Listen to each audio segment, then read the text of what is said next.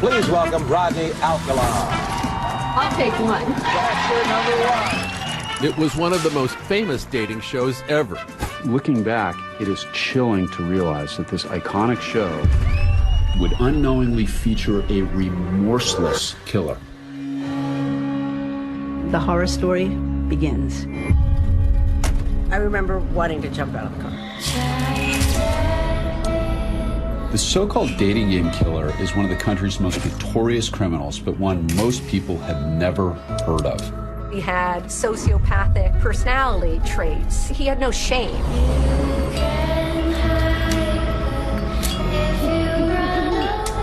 He walks up and down the streets and asks people if he could take their picture. What better place to be a sexual predator than to go to a feeding frenzy like New York? She'd been strangled with nylon stockings. It's the talk of the town. Rodney Alcala has murdered at least 5 women. The FBI put Rodney Alcala on the 10 most wanted list. Oh my God, will Alcala get away with it? The body count is piling up. He goes on the hunt for more victims, and there's absolutely nothing to stop him. And 5, 4, 3, 2, 1.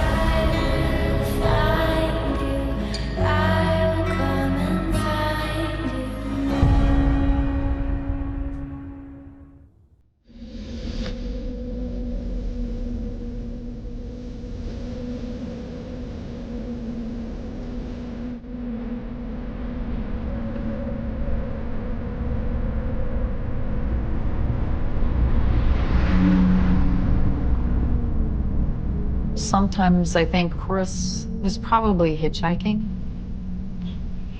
probably looking to get away somewhere, and he just probably stopped for her. She's by herself. She could have met him at a gas station while he's filling up.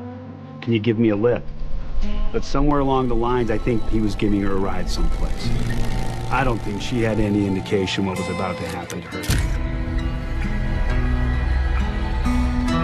Chris was very trusting, so, you know, that was her downfall.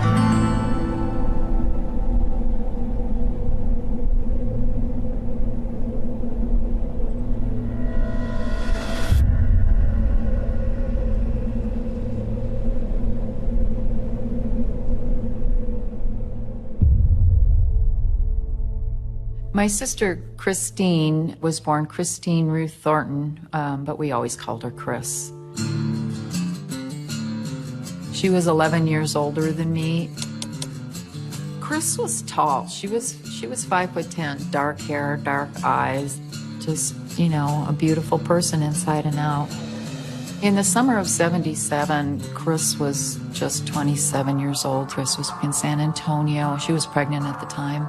Christine was a free spirit. She kind of went where the wind blew her. She met up with her boyfriend and, you know, had this crazy idea of going to Montana to pan for gold.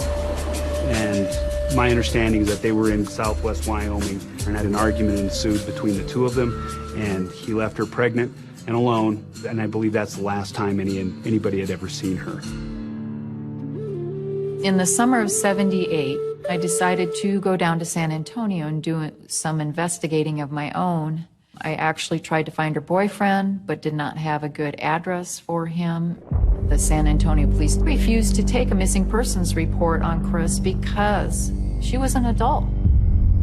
I believe throughout all the years that Christine was missing, I think Kathy was always looking for a way to open up that door of where she is.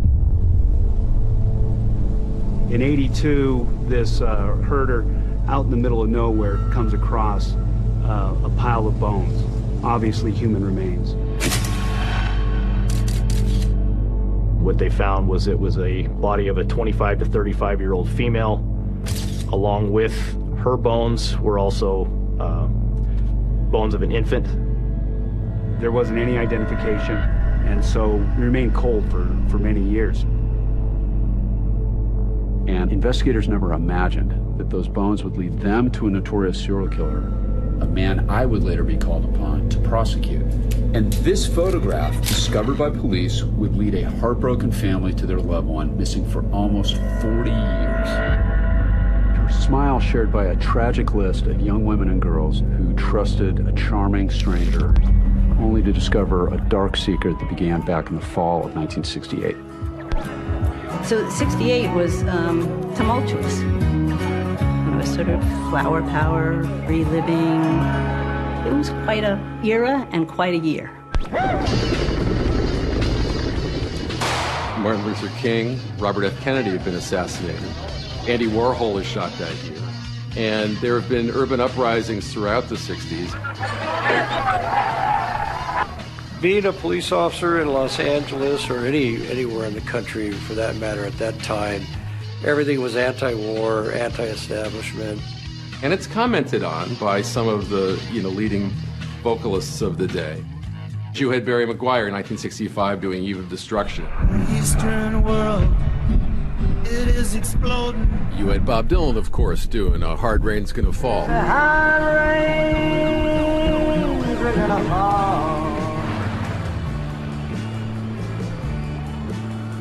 So what we're seeing is the influence of the new freedoms represented by the counterculture to be appropriated by mainstream culture. And that includes daytime television. That even includes game shows like The Dating Game. The Dating Game began with Chuck Barris back in, I believe it was 1965. He had dealings with ABC, and he just came up with the idea, and he pitched it to a couple of people. It caught on right away. The premise was a female asking questions of three bachelors who sat on the other side of a partition. She wasn't able to see them, of course, and she picked one for a date, and then she met the guy that she had picked, and they were awarded a date.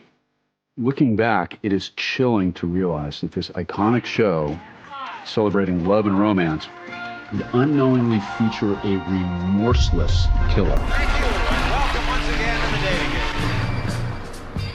And from the mid-60s onward, Southern California is a mecca for anyone looking to reinvent him or herself and have a fantastic time. They're all partying at some of the hotels on the Strip, like the Chateau Marmont. Tali Shapiro was an 8-year-old little girl who lived at Chateau Marmont, which is a famous hotel in California. Her father was a music industry executive. She had a mother and a sister and a brother. And they were living there because their house had gone on fire. And they were staying there temporarily. And a car pulls up alongside of her. And it's this man who says, "Oh, it's okay, I'm not a stranger. I know your parents. I'm friends with your parents." And she thought, well, maybe I'll get in the car. Well, fortunately, a good citizen looks at this and says, I don't like the looks of this.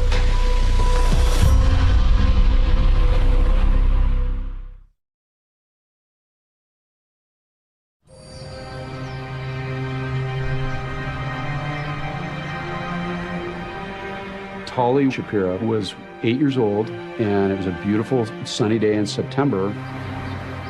And this adorable little girl would skip to school each morning, carefree, loving, wearing her little white Mary Janes. And then the horror story of Tali begins. I remember the morning was nice and warm because I wore the dress that my nanny had crocheted for me.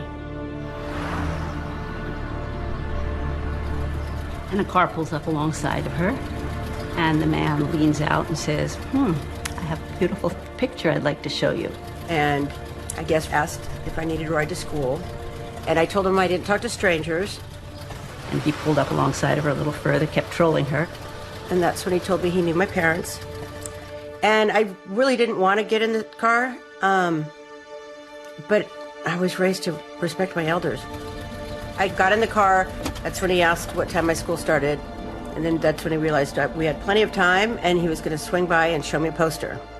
You know, I didn't know to fear people. Well, fortunately, a good citizen looks at this and says, I don't like the looks of this. And he actually follows him to his apartment. The moment I felt danger was when he wanted to go by his place. And I remember wanting to jump out of the car.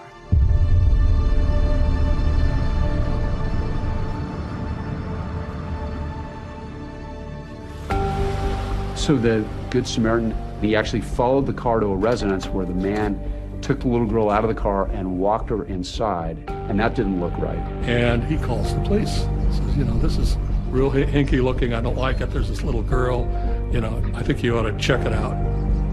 I don't remember going up to the apartment, and I don't remember anything after that. I was driving down Sunset heading toward West Hollywood when I received a call to go see a man about a possible kidnapping.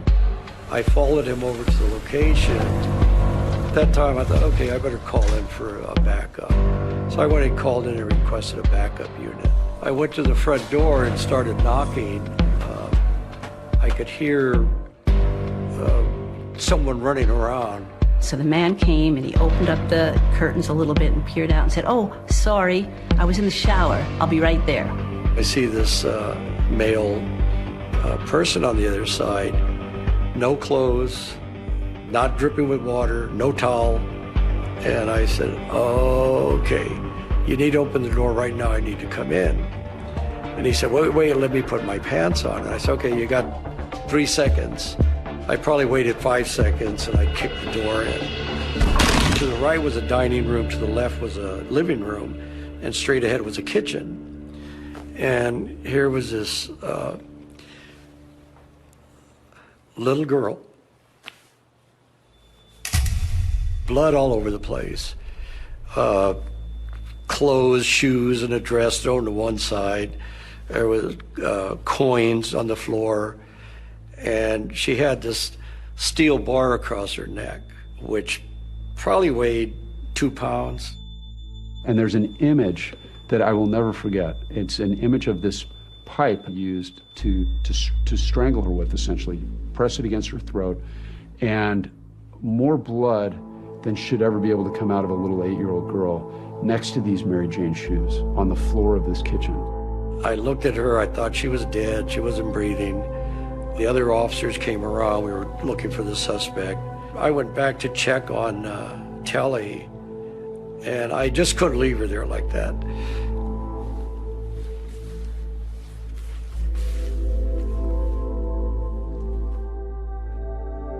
The officer had a sort of a life or death decision to make. Chase this man out the back and catch him, or render life-saving aid to the little girl and save her life.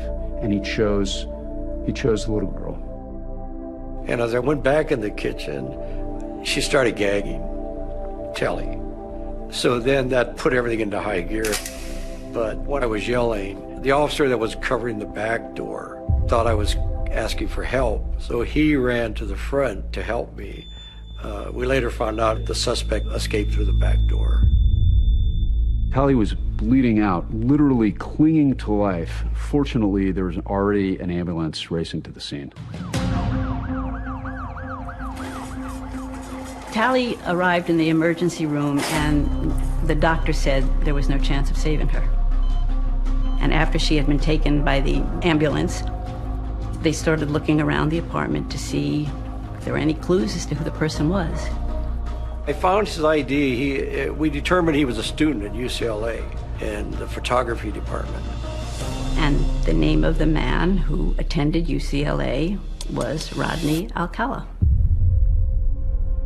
They searched that house, and there are references in reports of hundreds and hundreds of photographs of young women and boys in various stages of dress, in various stages of vulnerability that were in Rodney Alcala's possession.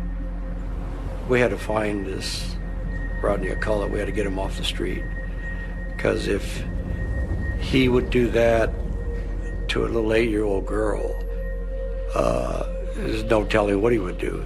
You know, it was just by, sheer luck that Tally didn't die. She should have died, but she didn't. She was in a coma for 32 days. Nobody thought that she would survive, and miraculously, she pulled through. She was able to get back on her feet after several months in the hospital. My parents mentioned nothing. It was never brought up. It was never spoken about. I remember walking into my classroom and everyone looking at me like I was supposed to be dead. And her parents had just had enough. They could not stay in California another minute. They moved out of the country shortly after that. They moved to Mexico.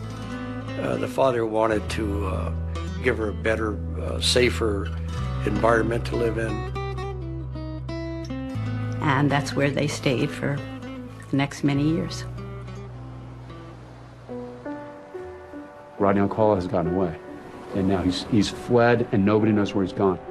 I was police officer with LAPD. This was one of my very first cases, actually, and it was 4 or 5 months old at that time, and he was in the wind.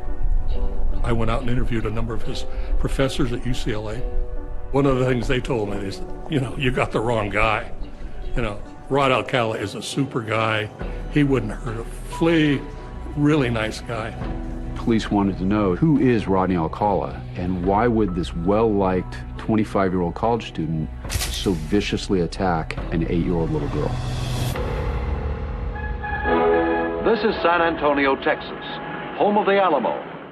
Rodney Alcala was born Rodrigo Jacques Alcala Bucor on August 23rd, 1943, in San Antonio, Texas. He had an older brother, Raul. He had an older sister, and then he had a younger sister. His family lived in Mexico for a while. The grandma passed away, and the father left the family. They ended up moving to Los Angeles area, to Monterey Park. He had everything he wanted, Alcala. He went to Catholic schools. He went to, private schools. Everyone who knew him said he was a kind boy, a respectful boy, and highly intelligent. Rodney Alcala had every advantage that somebody could have in life. He had a mother who loved him, which is a big deal psychologically. He had friends. He had brothers and sisters who all turned out to be very successful. His older brother was already at West Point, so this is a pretty, patriotic family. And then he joined the Army in the early 60s, and that's where the trouble really began for Rodney Alcala. So Alcala didn't fare well in the Army. He went AWOL a few times, got in some trouble. As it turns out, this bright, handsome young man with the promising future had nightmarish urges that he refused to ignore. So 1963, he gets a pass from the military. He ultimately goes to New York. While in New York, he assaults a girl. He hits her over the head with a Coke bottle. That girl was able to run away. He had sociopathic personality traits. He had no shame, and he didn't, feel guilty about anything that he did. The military felt that he had had a nervous breakdown. That was their analysis of it. The psychiatrists at the hospital felt it was a lot more serious than that. But he was discharged honorably, and not a blemish on his record.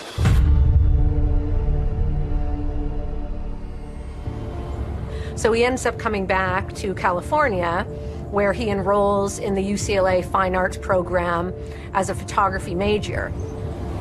So Rodney Alcala is actually attending UCLA and living less than a mile away from Chateau Marmont when he attacks Tally Shapiro in 1968, and then seems to vanish. I was pretty much convinced he'd gone to Mexico because he had relatives in Mexico. So it's been 3 years now since the rape of Tally Shapiro. The FBI eventually became interested in the case and put Rodney Alcala on the 10 most wanted list. So I get a phone call, and it's the FBI in New Hampshire. Say, hey, we've got your guy in custody, Rodney James Alcala. It seemed like an open and shut case, but it was just the beginning of what would become a pattern of catch and release that would continue for more than a decade.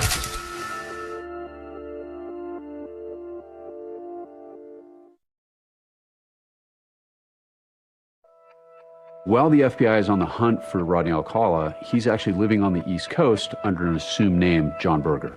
So in 1968, John Berger walks into NYU and applies to their School of the Arts. So there he was in New York, a fugitive, now for 3 years. What better place to be a sexual predator than go to a feeding frenzy like New York? So New York in the early 70s is certainly, from the civic standpoint, rather challenged. It's Mayor Lindsay's second term. He's having a hard time delivering services to people. Snow removal, garbage, police feel like they're under siege. Crime is certainly up, violent crime.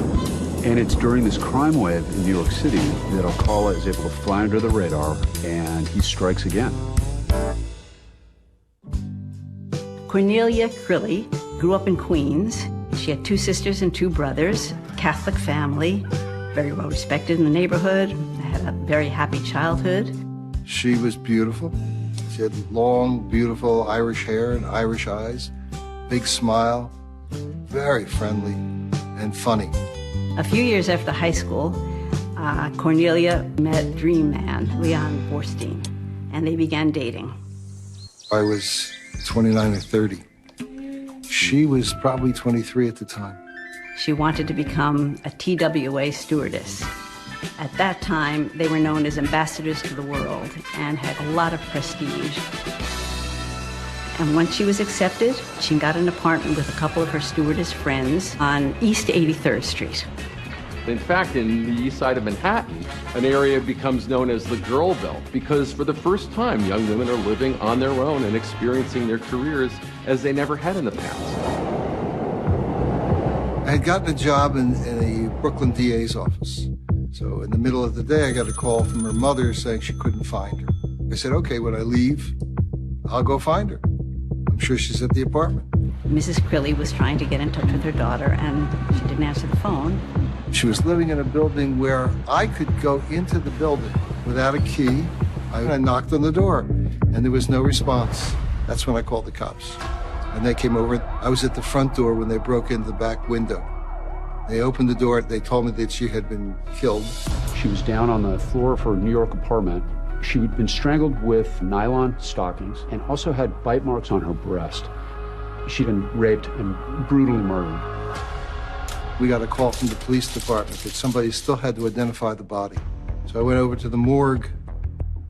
The Crilly case is very unique because she had just moved in the apartment. She's a new girl. No one knew her. So that was a drawback for the detectives in the beginning. New York PD has this brutal crime scene and no suspects. We had almost 2,000 murders that year. It wasn't peace, love, and joy. Detectives had a lot of dead ends with this case. They had nothing, unfortunately, and the case went cold. Well, still enrolled as a student at NYU, Rodney Alcala, a.k.a. John Berger, actually spent his summers as a counselor at an arts camp in New Hampshire. So in August of 1971, 2 campers take the little dirt road down to the post office, and all of a sudden it starts pouring. They run inside the post office to get cover, and they start looking around to see what is in the post office. And there's the good old FBI 10 Most Wanted list. They go from one to the next to the next. Each one looks more horrible than the preceding one. They look at this and they're like, hey, that's Mr. Berger. So they go back to the camp and they tell the head counselor, we saw this 10 Most Wanted poster of somebody who looks like our John Berger. So he said, don't say anything to anyone and I'll go down to the post office and take a look. So he comes back, he calls the FBI, and he says, I think we have your man. I get a phone call and it's the FBI in New Hampshire. Say, hey, we've got your guy in custody, Rodney James Alcala. I said, you've got him in custody. Fantastic. This has been 3 years that Alcala has been on the lam and that Hodel has been looking for him. So on the 12th of August, 1971, I, with a partner, picked him up, took him to the airport, flew him back. We got our guy. You know, he's going to prison for at least 20, 30 years. Parents didn't want Tally to testify. They said it would be too traumatic. So I think the big fear was, oh my God, you know, will Alcala get away with it? And what's dangerous in the case of a sociopath is they're very persuasive.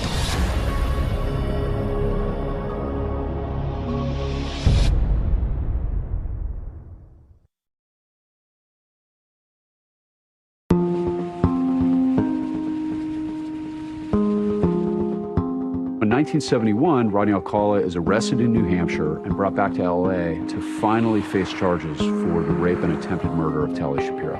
He was very low-key, kind of came off a bit introverted, but I could see his mind functioning. And that's what made this guy so dangerous. He was able to read people very well and stay a step or two or three ahead of them. For him, it was all a kind of a chess game. Rodney Alcala is charged with all the crimes against Tally Shapiro, which included kidnapping, rape, child molestation, and torture. It turns out that because Tally and her family were in Mexico, the only charge they could put on him was a plea deal for child molestation. No brutality, no bashing, no raping, no almost killing. And they wound up giving Rodney Alcala a plea deal where he pled to what's known as an indeterminate sentence. He had 1 year to life in California State Prison. With an indeterminate sentence, it's sliding, it's not determined. And then the parole board has more flexibility in determining whether someone's been rehabilitated or whether they're a danger to the community. This meant that Rodney Alcala would have yearly parole reviews.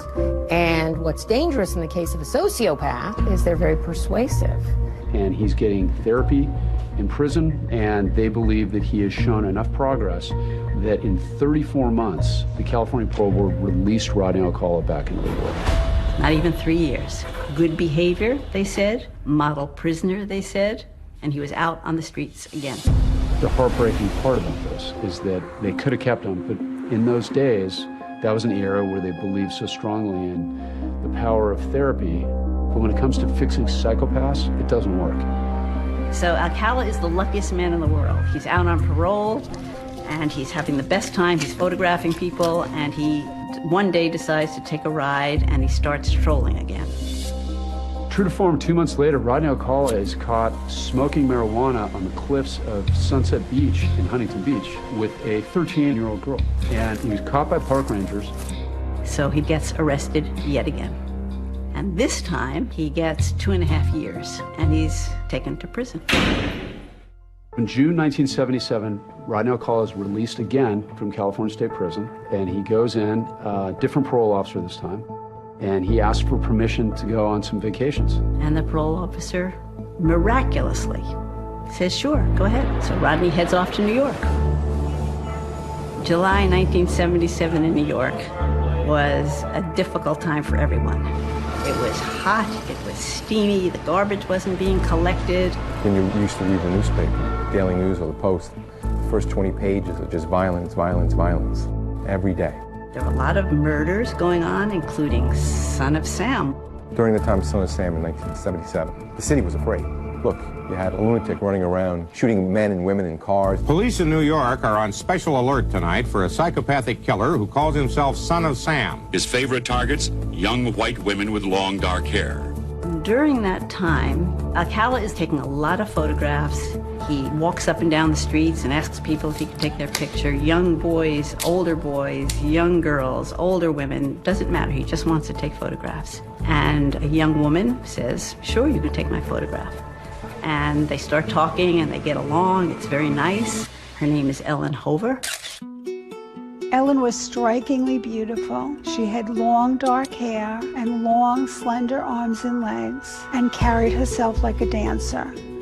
Her father was the owner of Ciro's in Hollywood, a well-known nightclub where Sammy Davis Jr. and Dean Martin and other people appeared. Ellen was very trusting of other people. She came from a Hollywood family, grew up in Beverly Hills, and then Great Neck, and then Manhattan. Ellen loved people. On July 13th and 14th was the famous New York City blackout. This is an ABC News special report. New York City went totally dark last night, and tonight large parts of the city still are without power. It's lawlessness. People loot, crime goes through the roof. You know, people are afraid. There's no refrigeration, no water, no lights on one of the hottest, steamiest nights of the year in New York City. It was a very unsettling, hard time for most people. On July 15th, Ellen Hover goes missing. That evening, friends tried to get in touch with Ellen. Nobody could. The phone rang. It was Ellen's mother, Yvonne Schwartz.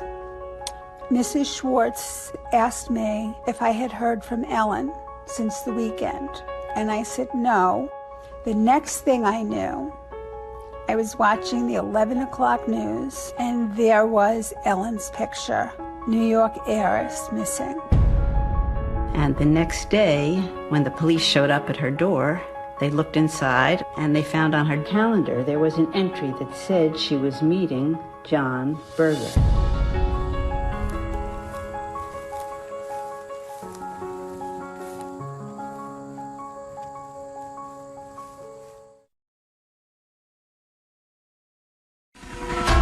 New York City went totally dark last night, and tonight large parts of the city still are without power.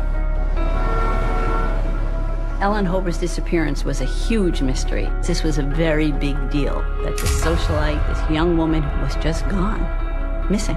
There was nothing in her background that suggested that she would have run away. It's in the New York Times. It's on posters. It's on the news. It's the talk of the town. When the police showed up at her door, they looked inside. Nothing looks like an attack happened there, but they collect evidence, mail, notes, things like that. And one of the things they take is her calendar. And there was an entry that said she was meeting John Berger. They research back, and they try to ID who John Berger is. You're talking about a woman who goes missing in New York City pre-computer. And so Rodney Alcala / John Berger was never really on the radar of the New York City Police Department. So Alcala goes back to LA, and he's there actually trying to find a job. Rodney Alcala gets a job with the Los Angeles Times working as a typesetter. You have to put this into perspective. On the lam for 3 years, 10 most wanted, 2 stints in jail, felon. He applies under his own name, Rodney Alcala, and he gets the job. He actually would bring in photographs to show some of the people at his work. A lot of the photos were of nude girls. And I think it was like the time when people didn't really question it. You weren't like, oh my God, you're a pedophile. Like instead they were like, oh, he's just kind of strange. You know, he's very artsy. So 5 months after Alcala is returned to LA, the FBI is actually able to connect the dots between Rodney Alcala, the name John Berger, and the notes found in Ellen Hober's calendar. So Rodney Alcala was eventually questioned by the FBI in relation to the disappearance of Ellen Hober, and he admitted being with her. Where did you meet Ellen on the 15th? He said he had taken her up to Westchester to take a picture. They had a lovely time, and that was it. Never saw her again. They can be called like rocking her off. That was it. At that point, they still had not found a body. Other than him admitting to the crime, saying, I killed her, there wasn't enough to arrest him. This is Bill McCreary in North Tarrytown with a story about the discovery of the body of a millionaire's daughter missing for the past 11 months. Ultimately, she's found. It's almost a year later. She's found up in an area by the Rockefeller estate. They found clothing of hers nearby. They went back to the same site and they discovered her remains. But it's all skeletal. She's identified through dental comparison. Well, police are able to positively identify the remains of Ellen Hober. There is no forensic evidence that leads them to her killer. 1970s was considered a serial killer central. You have the Hillside Strangler, the Night Stalker, 2 freeway killers. You have the Bedroom Basher. Elsewhere, you have Ted Bundy and John Wayne Gacy killing people in Chicago. Recently, there's been a rash of mass murders. 1977 through 1978, many women were murdered. Police in this era are lacking a lot of the investigative tools they have today. There's no DNA, there's no surveillance camera around every corner. People aren't walking around with a GPS in their pocket.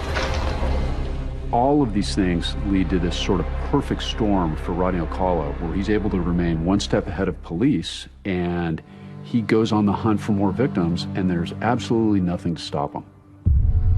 Jill Barkham was a 19-year-old girl in New York who was adventuresome and wanted to take a trip with a friend of hers. And so she left New York for Los Angeles. Jill and I were very close as children growing up. We were often mistaken as twins. Jill had a very free spirit about her. Bruce was very sad when she left New York. was very scared for her, being so young at 19 years old. So November 10th, 1977, I called home and there was crying in the background. They said, you need to come home. You need to come home. And that's all they would say. Jill Barcombe was found off of Franklin Canyon Road, and it was down the street from Marlon Brando's home at the time. She was found bent over, half naked. Her head was facing the dirt. She has multiple ligatures on her neck. It was a brutal crime scene. I came into a house of siblings, distraught, righteously so, and heard it from my mother directly that my sister was dead. Her face was unrecognizable. Her brother said at the funeral that he couldn't even recognize his sister. It was so mutilated. I had night terrors the day that Jill's body arrived. It wasn't just murder, it wasn't just rape, it was brutal, it was sadistic. And nobody could understand why the things happened to her. They thought perhaps this could be the work of the Hillside Strangler because that's what the Hillside Strangler did. He strangled women and left them on the side of the road. And it complicated this investigation because Jill Barcombe had a friend when she got out to LA that was actually abducted and murdered by the Hillside Strangler. In the end, the police were unable to link the murder of Jill Barcombe to the Hillside Strangler, and the case just went cold. That meant the string of murders of young girls and women continued. Georgia Wickstead was 27 years old. She was absolutely gorgeous. She was a nurse that worked for cardiac care. She was from Los Angeles. She worked out of the Centinela Hospital and just recently moved to Malibu. Every morning she would pick up another nurse and they would drive to the hospital together to do their shift. And one morning she didn't show up. So the police were called to do a welfare check of her in her home. It was discovered that her window was open and the screen was removed. When the police entered her home, there was blood everywhere. Her body was completely naked and strewn on the floor, kind of posed open. The viciousness and the sadism involved in her murder is so disturbing and so profound. There was a handprint that was found on the brass bedding, but there was no one to match the palm print to. And again, that case went cold. And the third person who was found dead in the same way as the other two was Charlotte Lamb. Charlotte Lamb, in 1978, was a legal secretary living in the Santa Monica area. She had called some friends one night to go out and go dancing in Santa Monica. Her friends decided not to go. Her body was later found in El Segundo, miles away, in an apartment complex she had no connection to. She had been strangled and she'd been brutally raped and murdered. Her arms had been folded behind her back, which made her back arch to expose her breasts. She'd been posed. It's just very disturbing and incredibly sad. I met with Rodney 5 or 6 times. I administered assessments with regard to his sexual interests.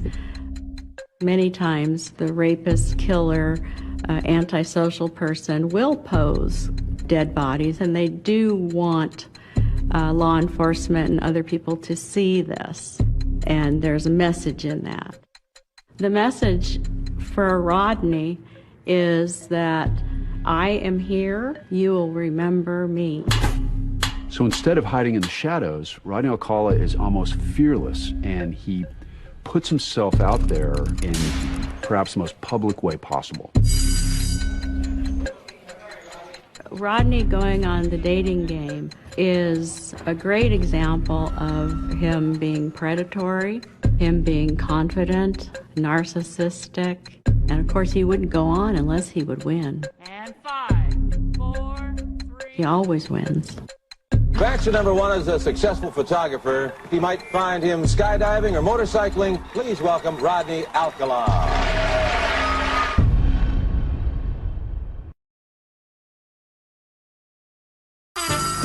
Please welcome Rodney Alcala.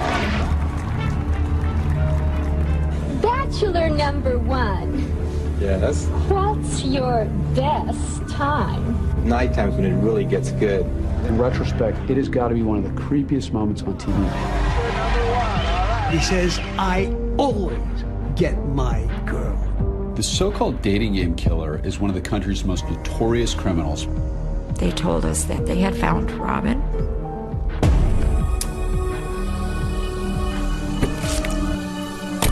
It was devastating. There's nothing that hurts like that. Nothing. Her plan was to shoot Alcala. She wanted to avenge her daughter. He was a sadistic killer who deserved death. Model prisoner, they said, and he was out on the streets again. A pattern of catch and release that would continue for more than a decade. All these pictures that the police had from a serial killer. His victims are still out there.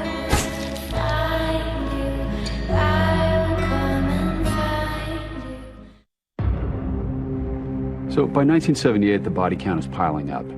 Rodney Alcala has murdered at least 5 women on 2 coasts and almost murdered a little girl, and he's just about to make his primetime debut.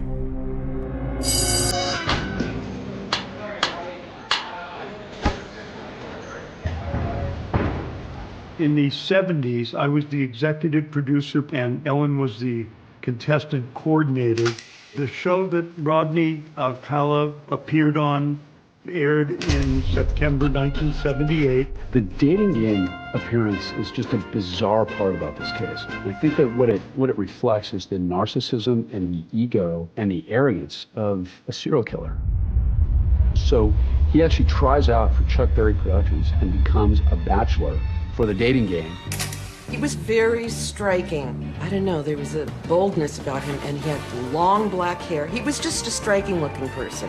In terms of putting him on as a contestant, I think on the form I wrote NW, which was my symbol for no way, no darn way, is this guy gonna be on the show?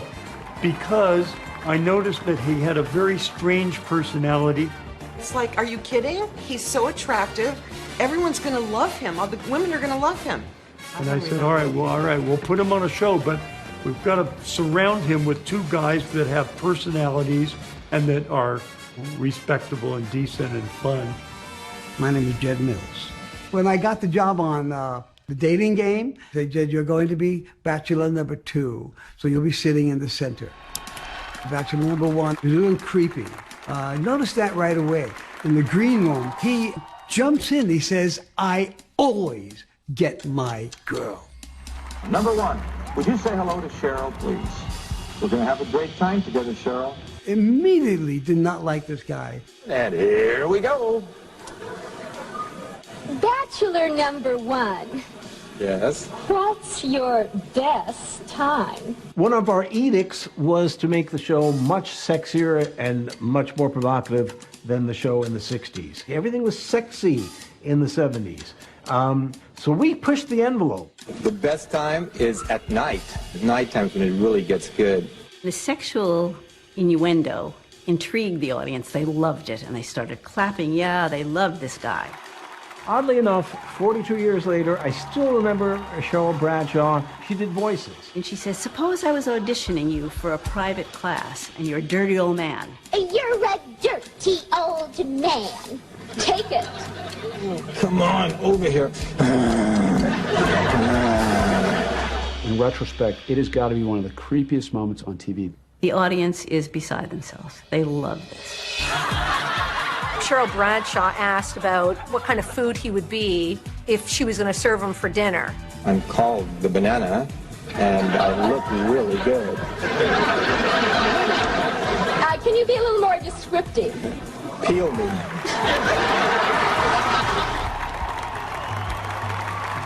In retrospect, it sounds horrible, but at the time, we were looking for raunchy, sexy answers, and that was one. Taken in context now, oh my God.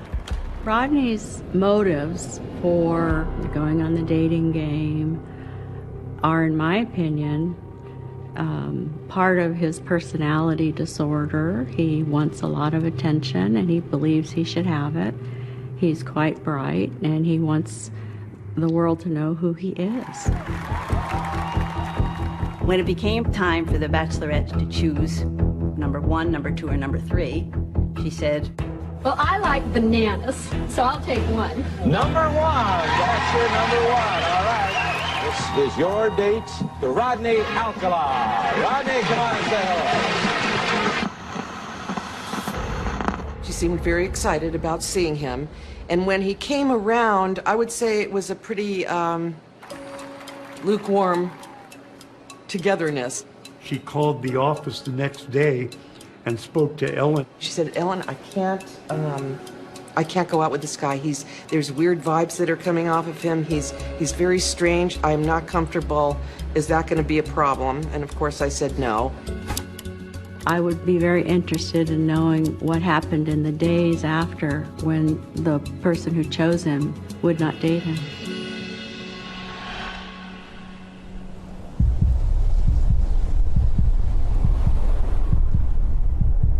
Jill Parento was a 21-year-old college student and data entry worker. She lived in an apartment by herself. On June 13th, she went to a Dodger game and came home and was never heard from again. The next day, she never showed up at work. When law enforcement entered her home, she was found in her bedroom. Her body was lying next to the bed, very similar to Charlotte Lamb's, where she was laid on her back, fully naked. She had a pillow up behind her back that propped her breasts up. So this is, again, another avoidable set of killings by this guy that should have stayed in prison. But he didn't even break stride on the continued crimes that he kept committing. My mom's plan was to shoot Alcala. In those days, they didn't have metal detectors, or they didn't use them, so she got into the courtroom. She really didn't care about anything else at that point. She wanted to avenge her daughter.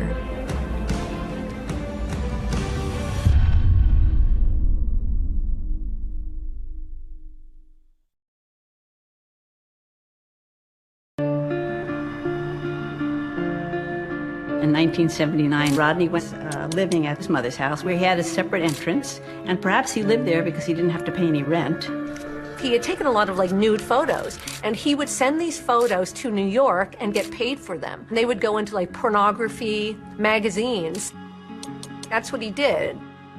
Not only was Rodney on the lam for 3 years, 10 most wanted, 34 months in prison for tally, 2.5 years in prison for a felony of giving drugs to a minor. He's out. He's free. He's on the prowl again.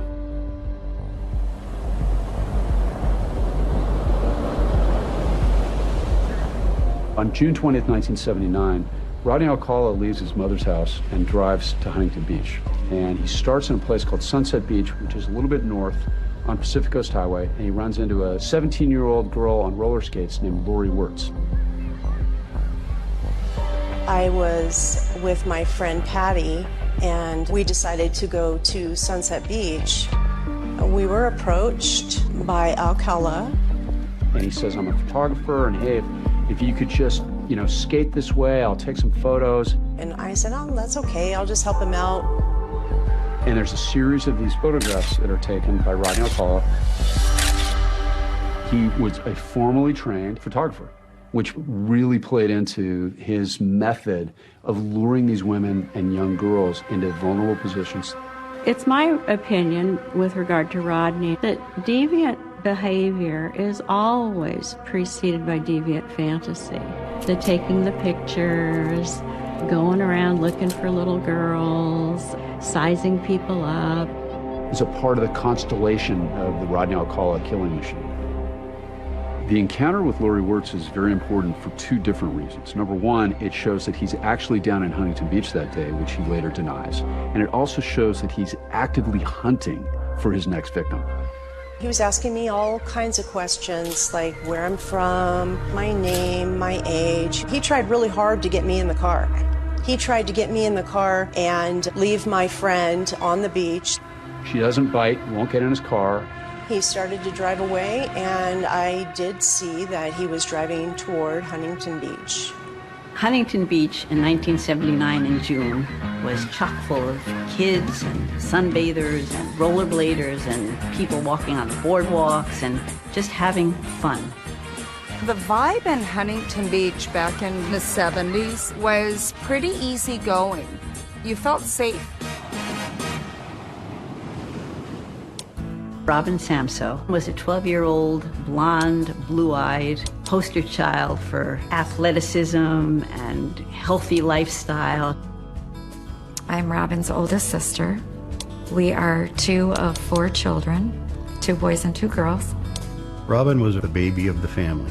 Her brothers, sisters, and mother all doted over Robin. She always had a spirit about her. I mean, everybody that met her fell in love with her. Rodney Alcala winds up on the beach talking to Bridget Wilbert and Robin Samso. When Robin and I crossed 14th Street is when I believe he spotted us. And what he's doing is he's saying, hey, I'm a photographer, you're beautiful, you could be a model, how about you let me take pictures? And I was having none of it. I was like, no, no. And he reached out and put his hand on Robin's leg. And that's when I grabbed her. I said, like, no, this isn't good.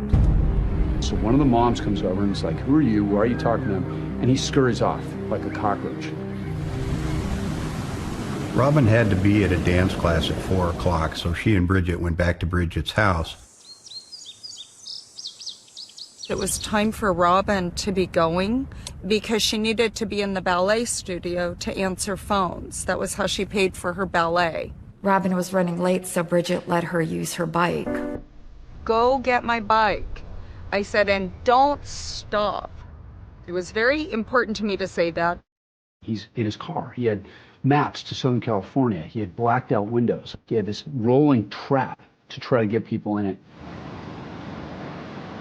And then my house phone rang, and it was one of Robin's brothers. And he said, is Robin still with you? Has she left? Because she hasn't shown up to ballet. And there's not a sign of anything. No bike, no person on the side of the road, nothing. Mom began to worry, and still an hour or so later, when Robin still hadn't returned, she called the police to file a missing persons report. That was my mom's baby, and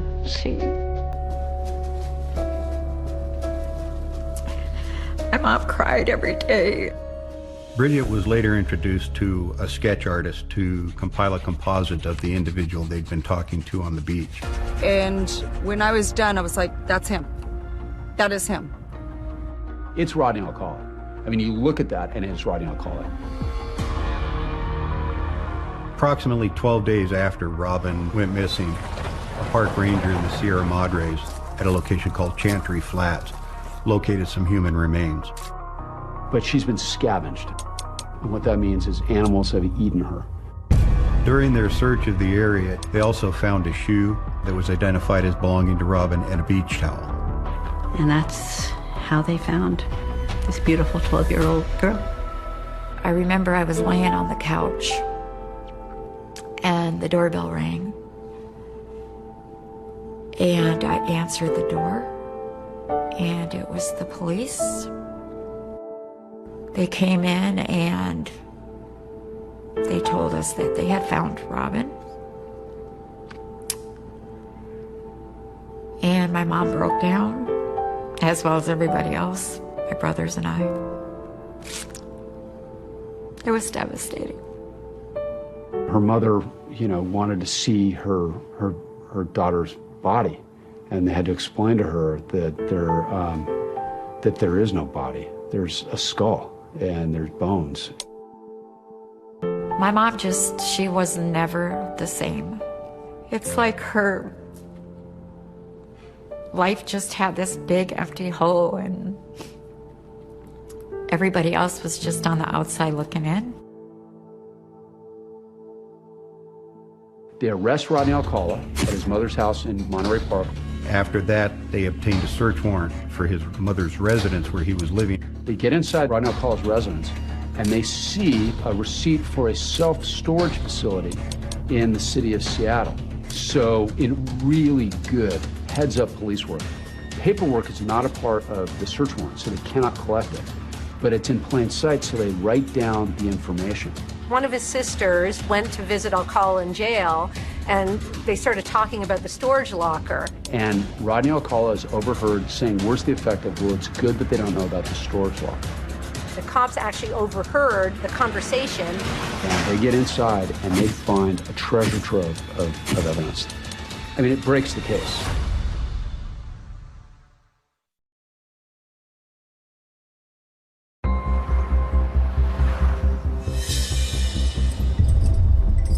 They arrest Rodney Alcala, they bring him to Huntington Beach, and they interview him. Can you turn around and go down? Can you him? After the police interview him, he's very savvy and he gives up very little information and he essentially denies all wrongdoing. They get up to this storage locker in the city of Seattle.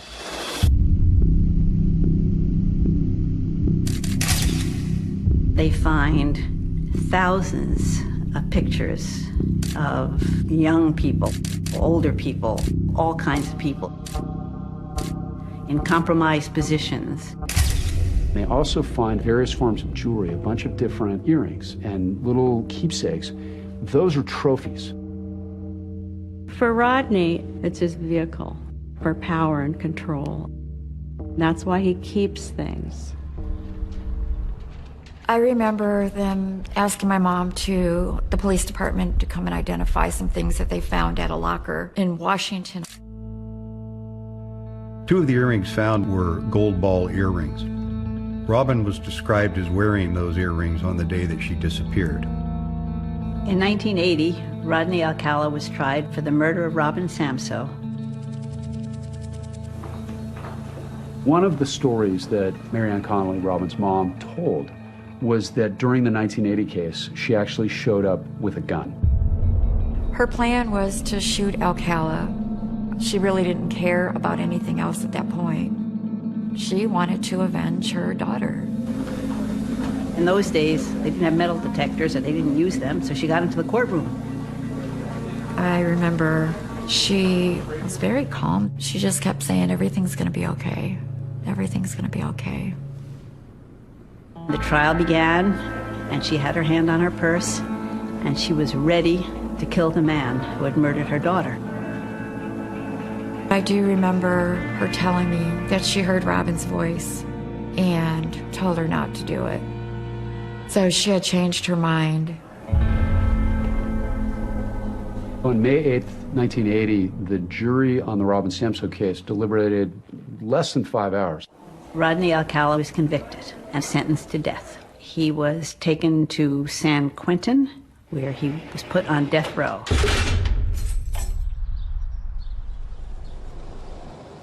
Several years later, an appeal came up. And to everyone's shock and sorrow and horror, the case was repealed. The verdict was overturned by the California Supreme Court because the justices determined that the jurors in the trial had been improperly informed of Alcala's prior sex crimes. I think that there's been a gross miscarriage of justice for being found guilty of something that I didn't do. In 1984, we learned that Alcala was getting a new trial. Once again, my mother was completely destroyed. Just can't believe that we have to be punished for what he did. And that's really what it amounts to. We're the ones that are being punished. It means nothing to him. In the 1986 retrial of Rodney Alcala, a new prosecutor was assigned. He was very confident in his ability to be able to get a conviction on that. 7 years to the day of Robin Samso's disappearance, the second jury convicted Rodney Alcala and also recommended that he be sentenced to die. The second time he was found guilty, and he got the death penalty again, and we were extremely happy. One would think that's the end. He's now going to spend the rest of his life on death row until he gets executed. Well, that wasn't the case. In 2001, Rodney's death penalty was again overturned. At this point, it's important to remember that Rodney Alcala has been in custody ever since being accused of murdering Robin Samso in '79. He's now 58 years old, and life behind bars has taken its toll, not only on Rodney Alcala, but also on the victims' families who've been trying to achieve justice. Twice Alcala has been convicted and sentenced to death. Twice the convictions were reversed on appeal. The main reason was an ineffective assistance of counsel claim, meaning that Rodney's attorney had not put forth a strong enough defense on his behalf. My mom really kind of lost it then. Every time this happens, it's like losing Robin all over again. I don't know if you've ever lost a child, but there's nothing that hurts like that. Nothing.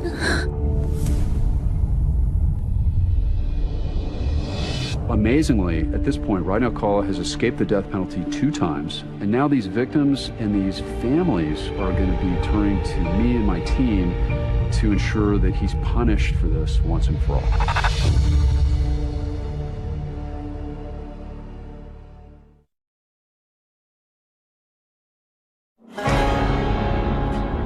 This case was assigned to me back in 2003 when my boss came in and essentially gave me the rundown on it and said that it was going to be a tough one.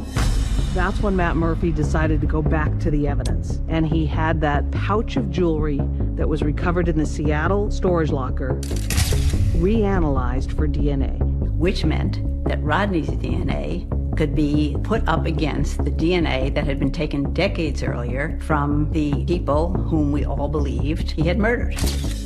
The DNA matched Charlotte Lamb, Jill Parenteau, Georgia Wickstead, and Jill Barkham. At that point, Rodney Alcala is clearly now known as a serial killer.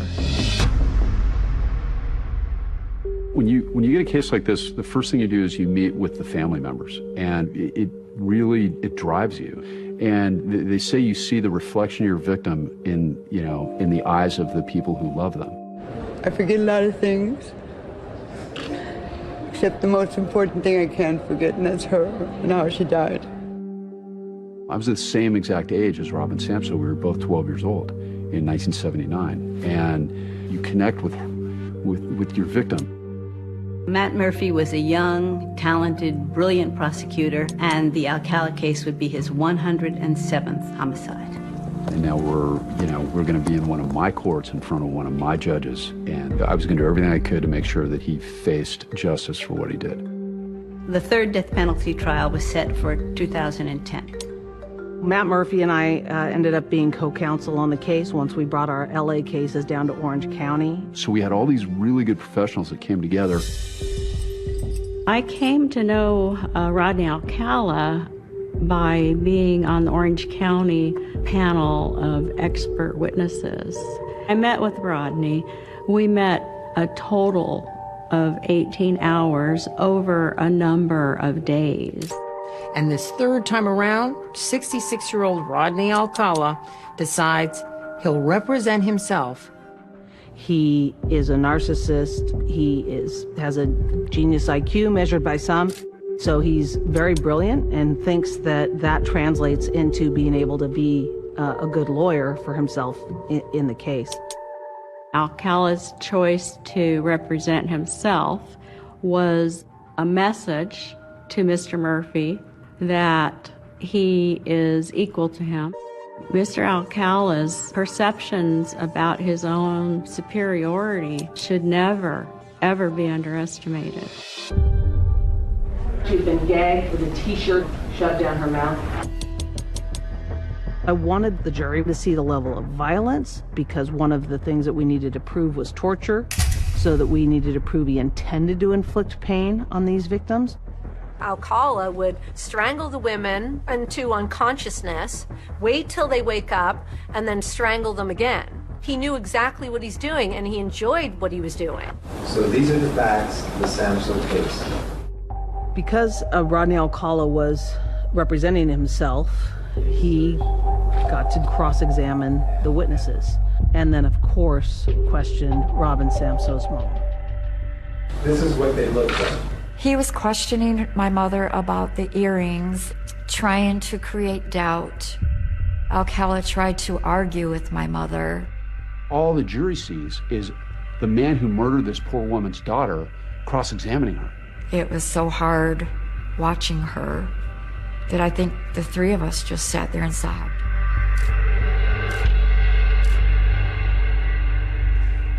Robin Samso's day in court is today.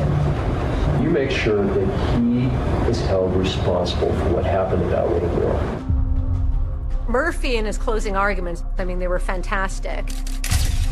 He got her into his car, and he drove her up to those mountains. And Rodney Alcala smashed her face in when she was still alive. He brutalized her. He was rattled after my closing argument, because that's when he first learned, you know, he wasn't as smart as he thought he was.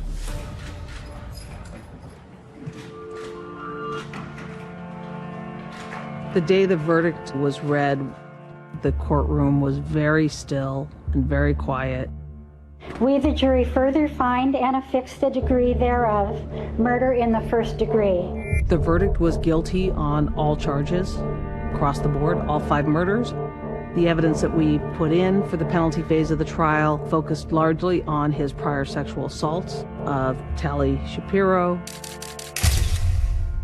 When Matt reached out to me in 2010, he was pretty adamant that he really needed me to come forth and help put Alcala away. So now we've come full circle from 68 to 79. So bringing Tally Shapiro in as the one who lived, as the one who got away, is very important for a jury to see what a monster Rodney Alcala is. I was there for the Samso family. I've never been the victim. I've always been the survivor. If you decide that the death penalty is appropriate punishment, you shouldn't feel too good about it. After hearing all the evidence, the jury went back to deliberate one more time, and they came back with a verdict in a little less than 2 hours. We, the jury, in the above entitled action, determine that the penalty to be imposed upon defendant Rodney James Alcala to be death. I feel like Robin's life meant something, even in 12 years. She stopped him from killing anybody else. And I believe that if you would have told her that God was going to use her for this purpose, she would have been okay with it. I just pray that I live long enough to watch him be executed. I only wish that I could be the one to administrate the injection. In 2019, the state of California placed a moratorium on the death penalty. So that meant that all prisoners on death row, and this included Rodney Alcala, received a stay of execution. This did mean, though, that Robin Samso's mother would not see Rodney Alcala executed.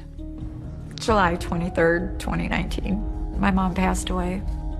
She wanted to see that day that Alcala leaves this earth, that he just does not breathe anymore. And it's unfair. It's unfair. Somebody so cruel and evil.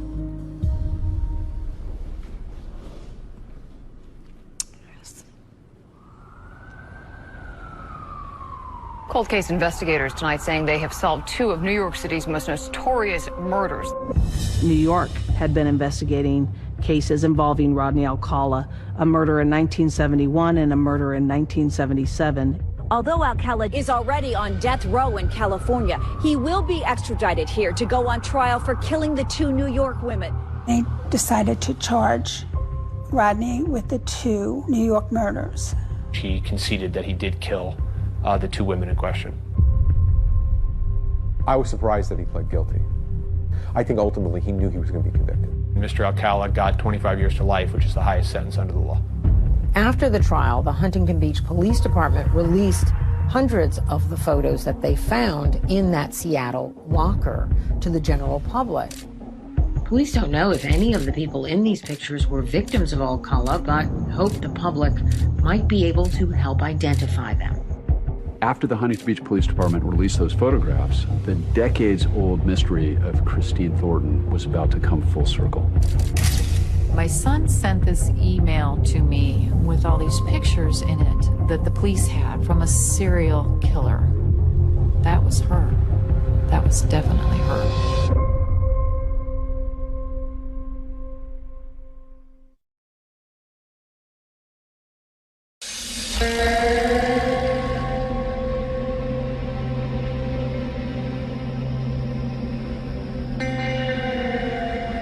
I think, you know, having Christine being gone for so long, it was difficult because, you know, we all knew that something bad had happened to her.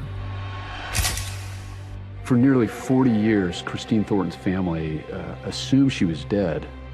She just vanished out of their lives.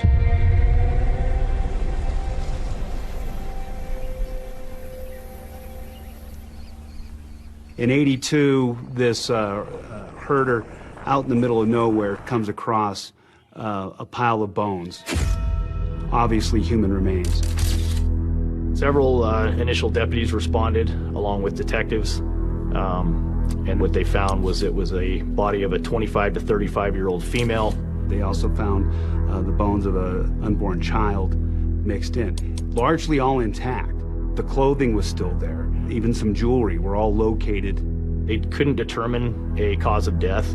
What they believed was that it was possibly a strangulation because one of the pant legs was tied in a ligature. The detectives at that time they used the skull and sent it off to the crime lab in order to get a reconstruction of what they felt this person looked like. They determined that it was a young female and brunette. They unfortunately weren't able to identify her, and the case went cold. In 2013, several of the detectives, including myself, were assigned specific cold cases. So this box was almost falling apart when I initially was assigned this case. There was still bone fragment and skin tissue saved at the crime lab after all those years. If you have DNA, you run it. And then you try to find out by sending it down through CODIS and missing persons to find out if you can get a match. CODIS refers to the Combined DNA Index System. It was created in 1998. DNA is entered into a national database, and this helps the authorities find missing people and also solve crimes. I was basically told it was now a waiting game. I honestly thought I'd be 10, 20 years retired before I'd get a phone call saying that they'd identified her.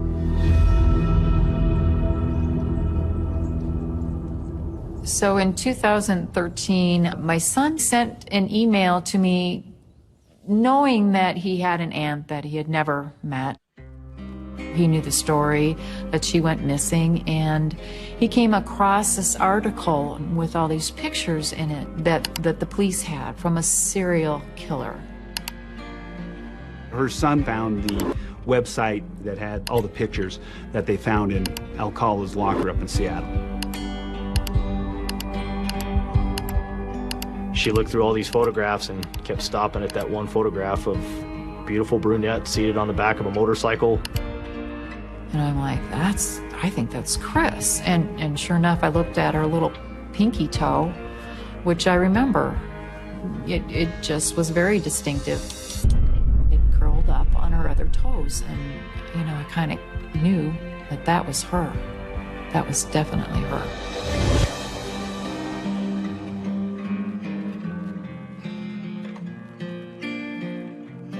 At that point is when she decided to submit her DNA sample as a reference to hopefully identify Christine. Detective Sheeman came to my office to tell me that they had a match and an identification. Just shy of 2 years later is when I was off duty and I decided to check my email. The email I received identified my victim from Granger as Christine Ruth Thornton.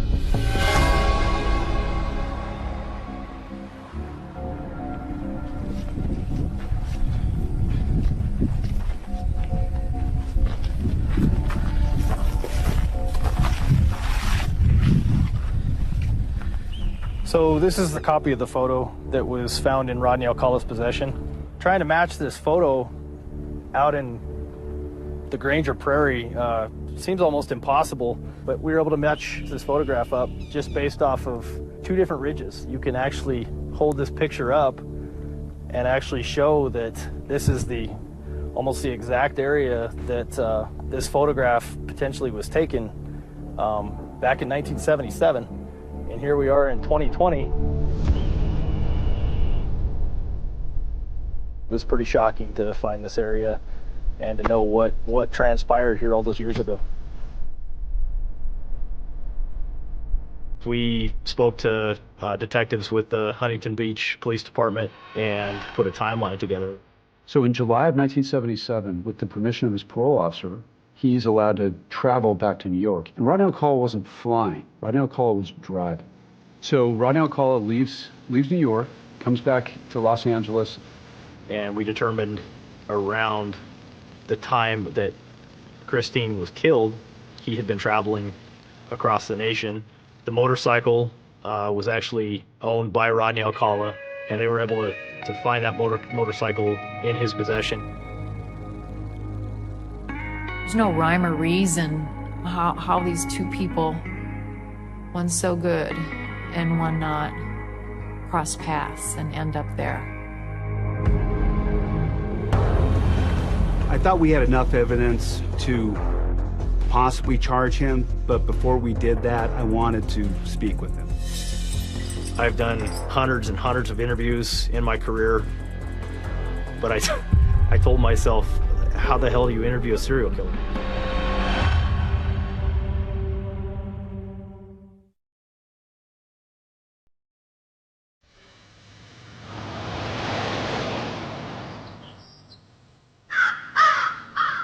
It's 2016, 6 years after Rodney Alcala has been convicted for the murders of Robin Samso and the other women. He's 73 years old and his health is failing. He's confined to a bed at Corcoran State Prison, and that's where Wyoming officials come to confront him for the murder of Christine Thornton. As we got in there, it was dingy colored peach in Alcala's medical cell. It was like something off a horror movie, paint peeling off the walls, flies buzzing around the room. That's something that I'll never forget, seeing him lying in his bed. And I remember looking at him going, this is him.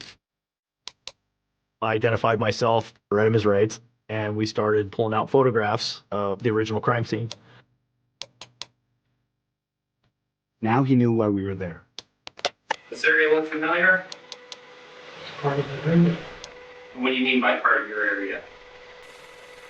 My area is that I couldn't think it's scary. I couldn't believe it. It's almost like it's his killing field. We also showed Rodney Alcala the picture of Christine seated on the back of his motorcycle, and it gives me chills even today to remember his reaction. Talk to me about the picture. What picture? The picture that you're pointing at. What's on your mind? Talk to me. God, talk to me. Tell me about that girl. He took his finger and he started tracing her body on the photograph. And then he started tapping on the photograph and kept doing that for a couple more minutes. That's a guy who wants to relive it again. It empowers him, right? He would relive that. You could see his eyes moving in his eyelids, almost like he had relived that moment. That entire moment for however long it lasted with Christine out in the desert. Do you know her? Yes or no? Yeah. Do you remember taking this picture? Yes. Okay. Now the question is, Mr. Alcala, how did she end up dead? Did you kill her? Yes or no, sir? When it comes to the big question, he's not going to give it to you. But we got him to admit that he was there. And we got him to admit that he knew Christine. And that's all we needed. So Rodney Alcala was eventually charged with first-degree murder in Sweetwater County, Wyoming. They informed me that he was not able to travel without great expense. And so I made the decision that I was not going to try to bring Alcala back to stand trial in Wyoming. Best place for Rodney Alcala is exactly where we left him. Seeing that jail cell and that setup that he's in, he's where he needs to be.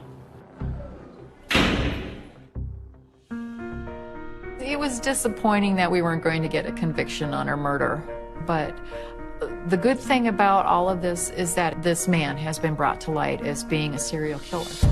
His victims are still out there. Over the years, Rodney Alcala was given multiple opportunities to disclose those victims, whether part of plea deals, to avoid the death penalty, but he continuously refused to give up that information. He has memories that he has kept secret from everyone. That power gives him gratification, and him having the information on victims and us not knowing it, that's something he wants to take to his grave.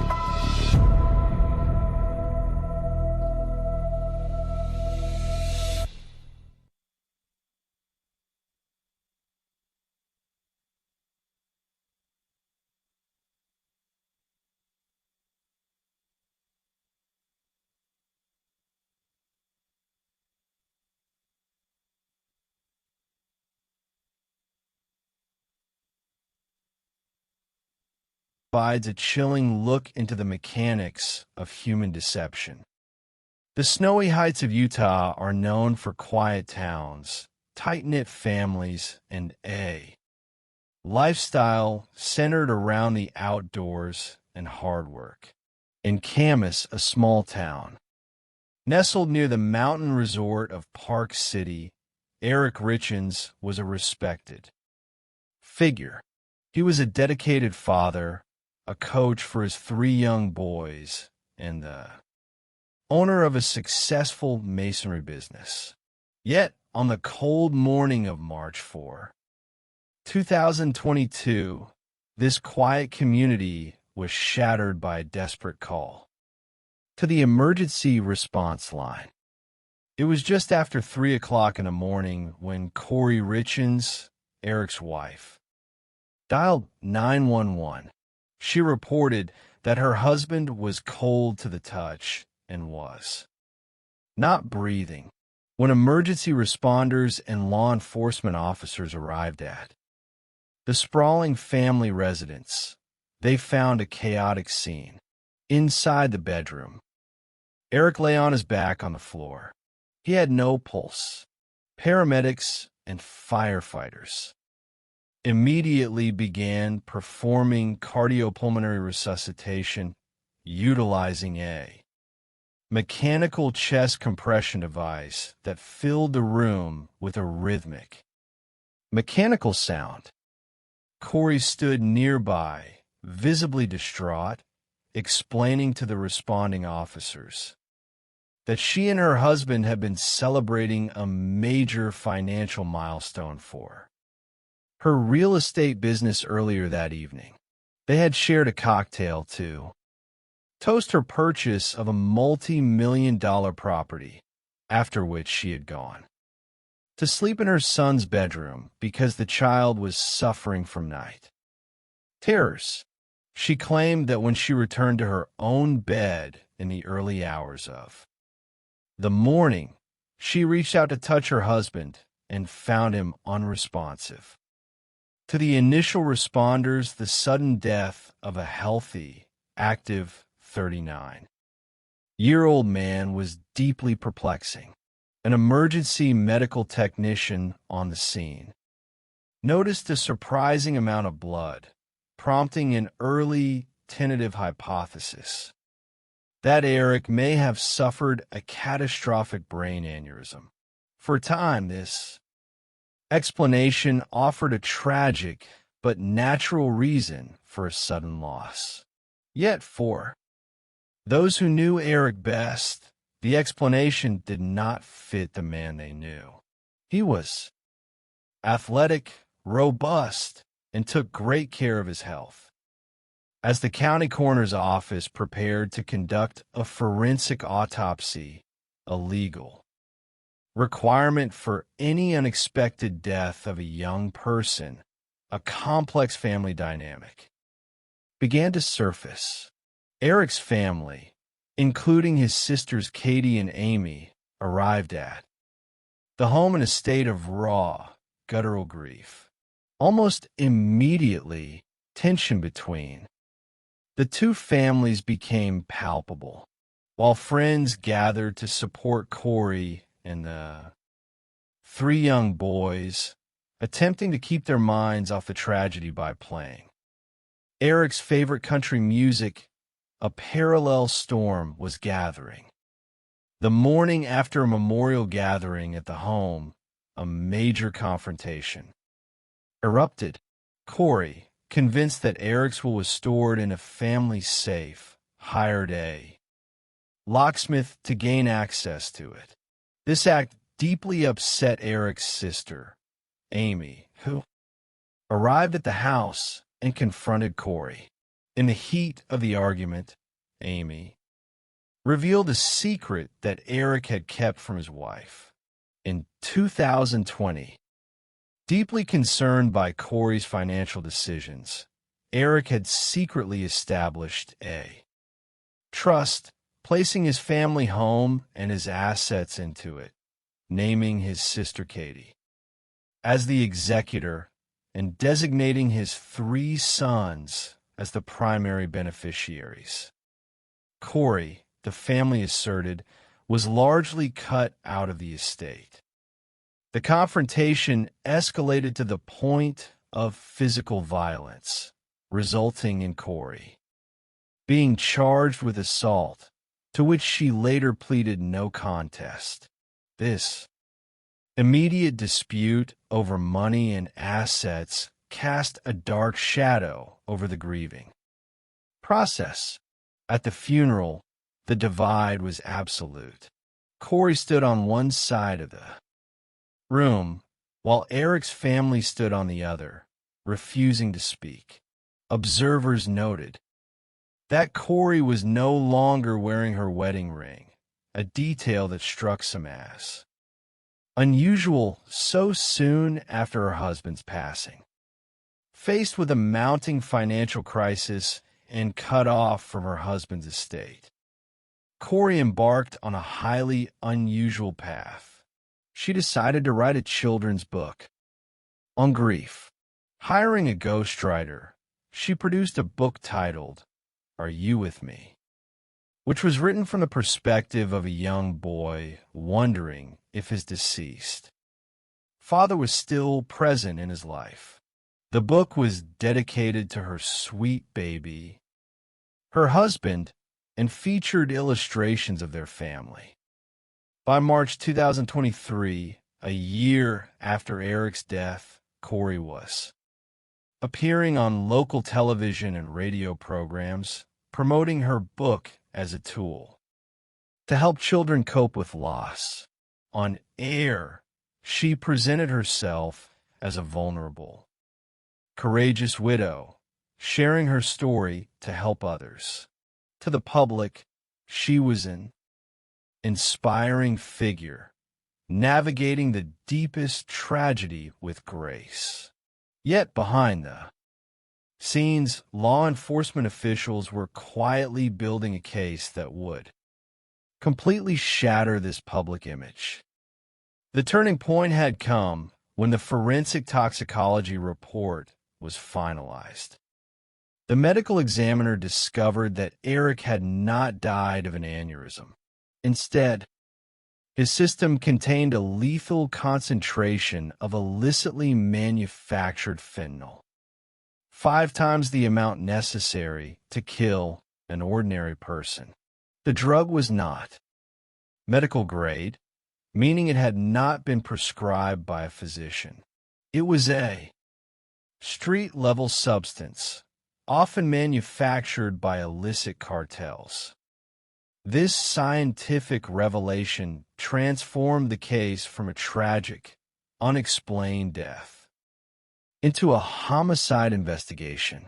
Detectives with the Summit County Sheriff's Office, led eventually by Detective Jeff O'Driscoll, began a meticulous review of the electronic devices and records associated with the household.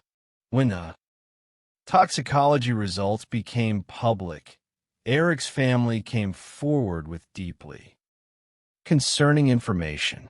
They revealed that Eric had long suspected his wife of trying to harm him. According to the family, during a trip to Greece in 2019, Eric had become violently ill after drinking a beverage ordered for him. Because he was taking medication for Lyme disease, he had ordered a non-alcoholic drink. But he immediately suspected that alcohol or another substance had been added to it. Later, on Valentine's Day in 2022, just weeks before his death, Corey had purchased a bagel sandwich from a local diner and left it for him with a loving note. After taking a single bite, Eric suffered a severe reaction, requiring his son's epinephrine auto-injector and a heavy dose of antihistamines. He survived, but he sent a text message to a friend stating that he believed his wife had tried to poison him. As investigators dug into Corey's financial records, they uncovered a compelling motive. Far from being a highly successful real estate mogul, Corey was drowning in millions of dollars of debt. She had taken out large, risky hard money loans to purchase a massive, unfinished mansion in Midway, Utah, hoping to flip it for a profit. To sustain her business, she had secretly forged documents, taking out a $250,000 line of credit against the family home, which was solely owned by Eric without his knowledge. When Eric discovered this deception in 2020, it severely damaged their marriage and prompted him to protect his assets through the secret trust. The financial pressure was immense. Corey had even allegedly defrauded her close friend, Chelsea Barney, by accepting $45,000 as down payment for a home, only to fail to file the deed properly, leading to the home's foreclosure and the eviction of her friend's family. Another family, who purchased a remodeled home from Corey, sued her after discovering extensive mold and water damage that made their children ill, leading to their financial ruin. To connect Corey directly to the lethal fentanyl, investigators needed to trace the source of the drugs. A private investigator hired by Eric's family had analyzed phone records and identified a high volume of communication between Corey and a woman named Carmen Lauber, who worked as a house cleaner for Corey's business. Carmen had a criminal history involving narcotics. Detective O'Driscoll used this information to focus on Carmen, eventually searching her residence and finding drug paraphernalia and an unlicensed firearm. Faced with significant prison time, Carmen agreed to cooperate with the prosecution. She revealed that Corey had asked her to procure strong pain medication for an investor who had suffered a back injury. Carmen had purchased hydrocodone pills and delivered them to Corey. Shortly thereafter, Corey requested something much stronger, specifically asking for fentanyl. Carmen obtained the illicit pills from a local dealer, Robert Crozier, and left them for Corey at one of her home renovation properties. The timing of these transactions was damning. Phone records showed an exchange of 30 text messages between Corey and Carmen on Valentine's Day, the day Eric was poisoned by the sandwich, and another transaction just days before Eric's death on March 4. In May 2023, Corey was arrested and charged with aggravated murder and possession of controlled substances with the intent to distribute. The arrest shocked the community, but the evidence continued to mount. During a search of Corey's jail cell, deputies discovered a handwritten four-page letter. Tucked away, the letter, which Corey claimed was a draft of a fictional manuscript, instructed her mother to tell her brother Ronnie to testify to a fabricated story claiming that Eric had obtained pain pills and fentanyl from Mexico through ranch workers. Prosecutors argued this was clear evidence of witness tampering.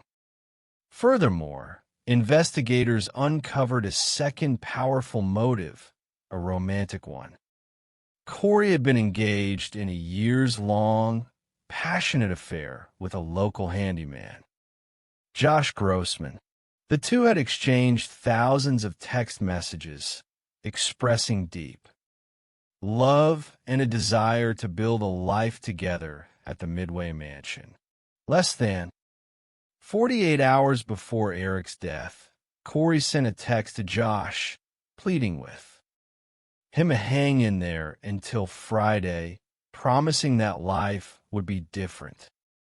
When the trial began in Summit County, the courtroom was packed. The prosecution, led by Brad Bloodworth, presented a detailed timeline of financial desperation, secret poisoning attempts, and a hidden love affair. The defense, led by newly appointed public defenders Kathy Nestor and Wendy Lewis, argued that the state's case was purely circumstantial, pointing out that there was no physical evidence showing how the fentanyl had actually entered Eric's system. The state's witnesses were powerful. Carmen Lauber took the stand, weeping as she admitted her role in procuring the drugs, stating that she felt a moral obligation to tell the truth once she learned of Eric's overdose. Josh Grossman also testified, visibly uncomfortable and emotional as his private intimate. Text messages with Corey were projected on a screen for the jury to read. He recounted a chilling conversation after Eric's death, where Corey had asked him if he had ever killed anyone during his military service in Iraq, and how it had made him feel. Then came a moment that stunned the courtroom. After the prosecution rested its case, which had taken 13 days to present, the defense team stood up and announced that they were resting their case immediately without calling a single witness. They believed the state had failed to meet its burden of proof. The strategy did not succeed. After deliberating for just under 3 hours, the 8-member jury returned a unanimous verdict. Corey Richens was found guilty of aggravated murder and the remaining charges. The mask of the grieving devoted mother had been completely stripped away, revealing a cold, calculating individual who had sacrificed her husband's life to escape her own self-inflicted financial ruin. While the high-profile trial in Utah demonstrated the unraveling of a highly organized, narcissistic scheme, another investigation in California revealed how a different kind of mask, one of quiet, laboring respectability, could hide a deeply disturbing, opportunistic violence. Paso Robles is a picturesque region in San Luis Obispo County, California, famous for rolling hills, majestic oak trees, and world-class vineyards. It is a place of escape, where tourists seek quiet and natural beauty. In the midst of this idyllic landscape, down the secluded El Faro Road lay Paradise Ranch, a beautiful two-story Victorian-style property owned by 62-year-old Nancy Woodrum. Nancy was a beloved fixture in her community. She ran a popular downtown salon called The Strand, where she worked alongside her daughter, Amanda. Nancy was described by friends and clients as a woman of immense warmth, kindness, and generosity. She was also a deeply devout Jehovah's Witness, possessing a strong faith that guided her daily life. After her husband passed away, Nancy lived alone on the ranch, though she had recently decided to sell the property so she could devote herself full-time to her ministry, sharing her faith with others. On Friday, May 4, 2018, a large group of more than 20 wedding guests checked into the main house and guest cottage at Paradise Ranch, preparing for a weekend celebration at a local winery. De Brederhout met Naushi, who welcomed her with a warm embrace, explaining that she would be staying in a smaller, adjacent studio apartment on the property. The next day, Saturday, May 5, Amanda grew concerned when her mother failed to appear for a scheduled Bible study. Such an absence was entirely uncharacteristic of Nancy. Amanda asked a neighbor to check on her mother's cottage.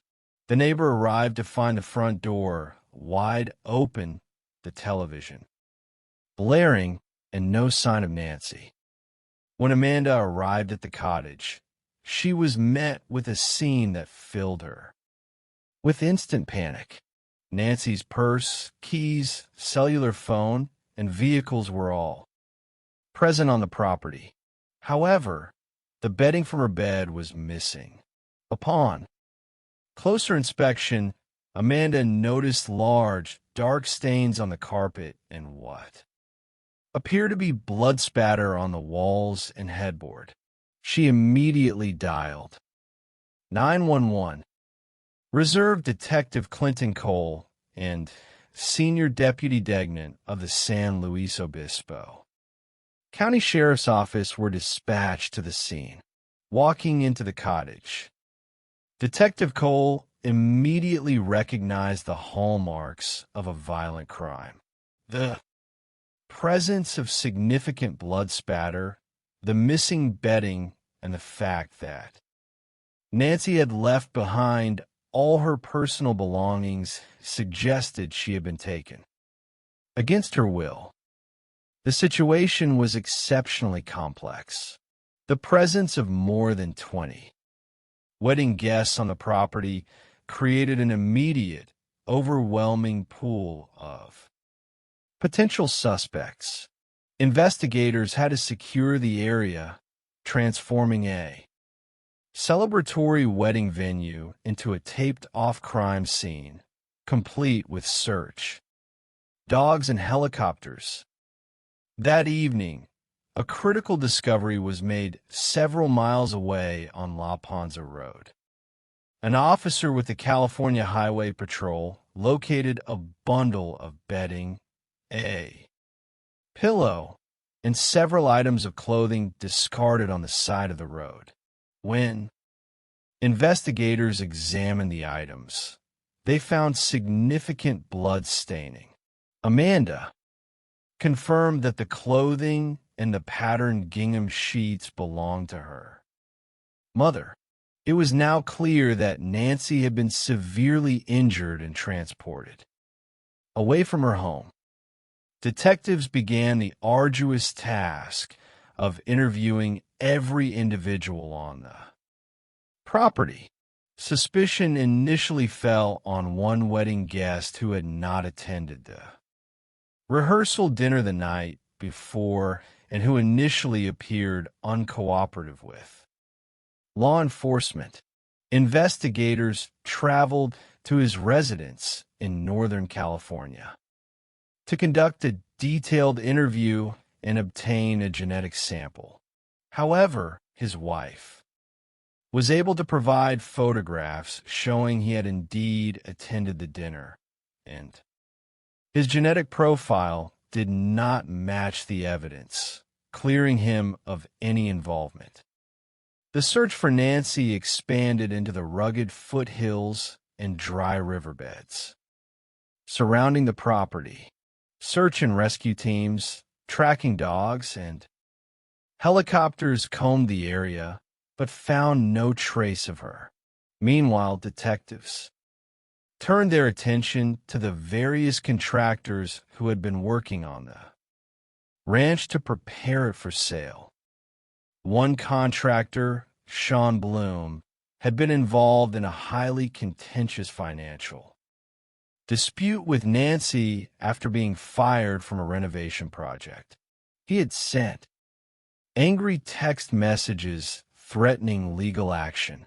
He was brought in for questioning, but he cooperated fully and voluntarily provided a genetic sample, which did not match the evidence found at the crime scene. Investigators also explored Nancy's family dynamics. She had suffered immense personal tragedy in her life, having lost an infant son to a medical blockage, an 18-year-old daughter to cystic fibrosis, and her husband to a sudden heart attack. Her surviving son, Chad, had a strained relationship with his mother, having distanced himself from her religious beliefs. The two had exchanged text messages the night before she disappeared. When Chad refused to provide a genetic sample, detectives placed him under surveillance, eventually recovering his genetic profile from a discarded beer bottle after a traffic stop. He too was cleared. The investigation began to stall. All immediate leads had been exhausted, and the public was growing anxious. It was then that detectives decided to utilize a revolutionary, relatively untested investigative tool, geofencing. By analyzing telephone records, investigators had discovered a vital clue. On the night Nancy disappeared, a call to 911 had been attempted from her phone at 12:17 in the morning, but the call was terminated after 0 seconds, suggesting someone had forcibly prevented her from completing the call. This provided a precise timeline. Detective Cole and his team drafted a search warrant for Google, requesting location data for any devices that had been present within a specific virtual boundary around Nancy's cottage between midnight and 2 o'clock in the morning. On the night of her disappearance, because Paradise Ranch was in a highly remote, rural area, any device pinging within that boundary would be highly significant. Months later, Google returned the data. Zooming in on the map, investigators saw a device that had pinged directly inside Nancy's studio apartment at 1:30. 3 and 1:52 in the morning. Investigators quickly served a subscriber warrant to identify the owner of the device. The name that came back was a shock: Carlo Fuentes Flores. Carlo was a local painter who had worked on Nancy's property on numerous occasions. Investigators recalled interviewing him briefly at the start of the investigation, during which he had been polite, cooperative, and mild-mannered. He was a family man a devoted father with no criminal record in either the United States or Mexico. His employer described him as a tidy professional worker who was excellent with clients. Yet, as digital investigators dug deeper into his Google search history, a darker, hidden aspect of his personality emerged. They discovered that Carlo frequently searched for specific adult content involving older women, as well as escorts in various cities. They also found numerous self-recorded videos of sexual encounters on his device. Nancy, who was 62, was significantly older than Carlo, fitting the profile of his secret obsessions. To secure an arrest, investigators needed a physical match. They placed Carlo under surveillance, following him to a local restaurant where he had lunch with his wife. When he left, detectives retrieved a discarded plastic beverage bottle he had used. The genetic material recovered from the bottle matched the bloody handprint found on the pillow at the crime scene. Armed with this scientific certainty, Detective Cole and his partner, Dave, brought Carlo in for interrogation. Initially, Carlo maintained his polite, cooperative facade, claiming he knew nothing of Nancy's disappearance. However, when detectives revealed they possessed his genetic profile from the crime scene, his demeanor changed dramatically. Carlo began to cry, confessing that he had made a mistake. He fabricated a story, claiming he had returned to the property late at night to retrieve a ladder and had accidentally run Nancy over with his truck. He claimed he brought her inside to help her, and she had collapsed. Detectives pressed further, challenging the physical impossibility of his story. Carlo eventually admitted to a far more sinister reality. He had entered Nancy's cottage while she was sleeping with the intent of sexually assaulting her. When she woke up and resisted, attempting to call 911, he assaulted her, raped her, and ultimately suffocated her with a pillow to prevent her from identifying him. In a quiet, emotional moment, Carlo offered to lead detectives to her body. He was placed in a patrol vehicle and directed investigators on a long, solemn drive east toward the remote, arid landscape of the Carrizo Plain. In the cold, fading light, among a desolate pile of rocks, Detective Cole discovered Nancy's scattered remains. Upon returning to the station, Carlo wrote a letter of apology to Nancy's family and his own before being formally arrested, although he initially pleaded not guilty, attempting to suppress his recorded confession on the grounds of language barriers. The court ruled the confession admissible. To avoid a public trial, Carlo entered a slow plea, allowing the judge to review the evidence and find him guilty of first-degree murder with special circumstances. He was sentenced to life in prison without the possibility of parole. The resolution of both cases highlights the profound capability of modern forensic science to penetrate the most carefully constructed human masks.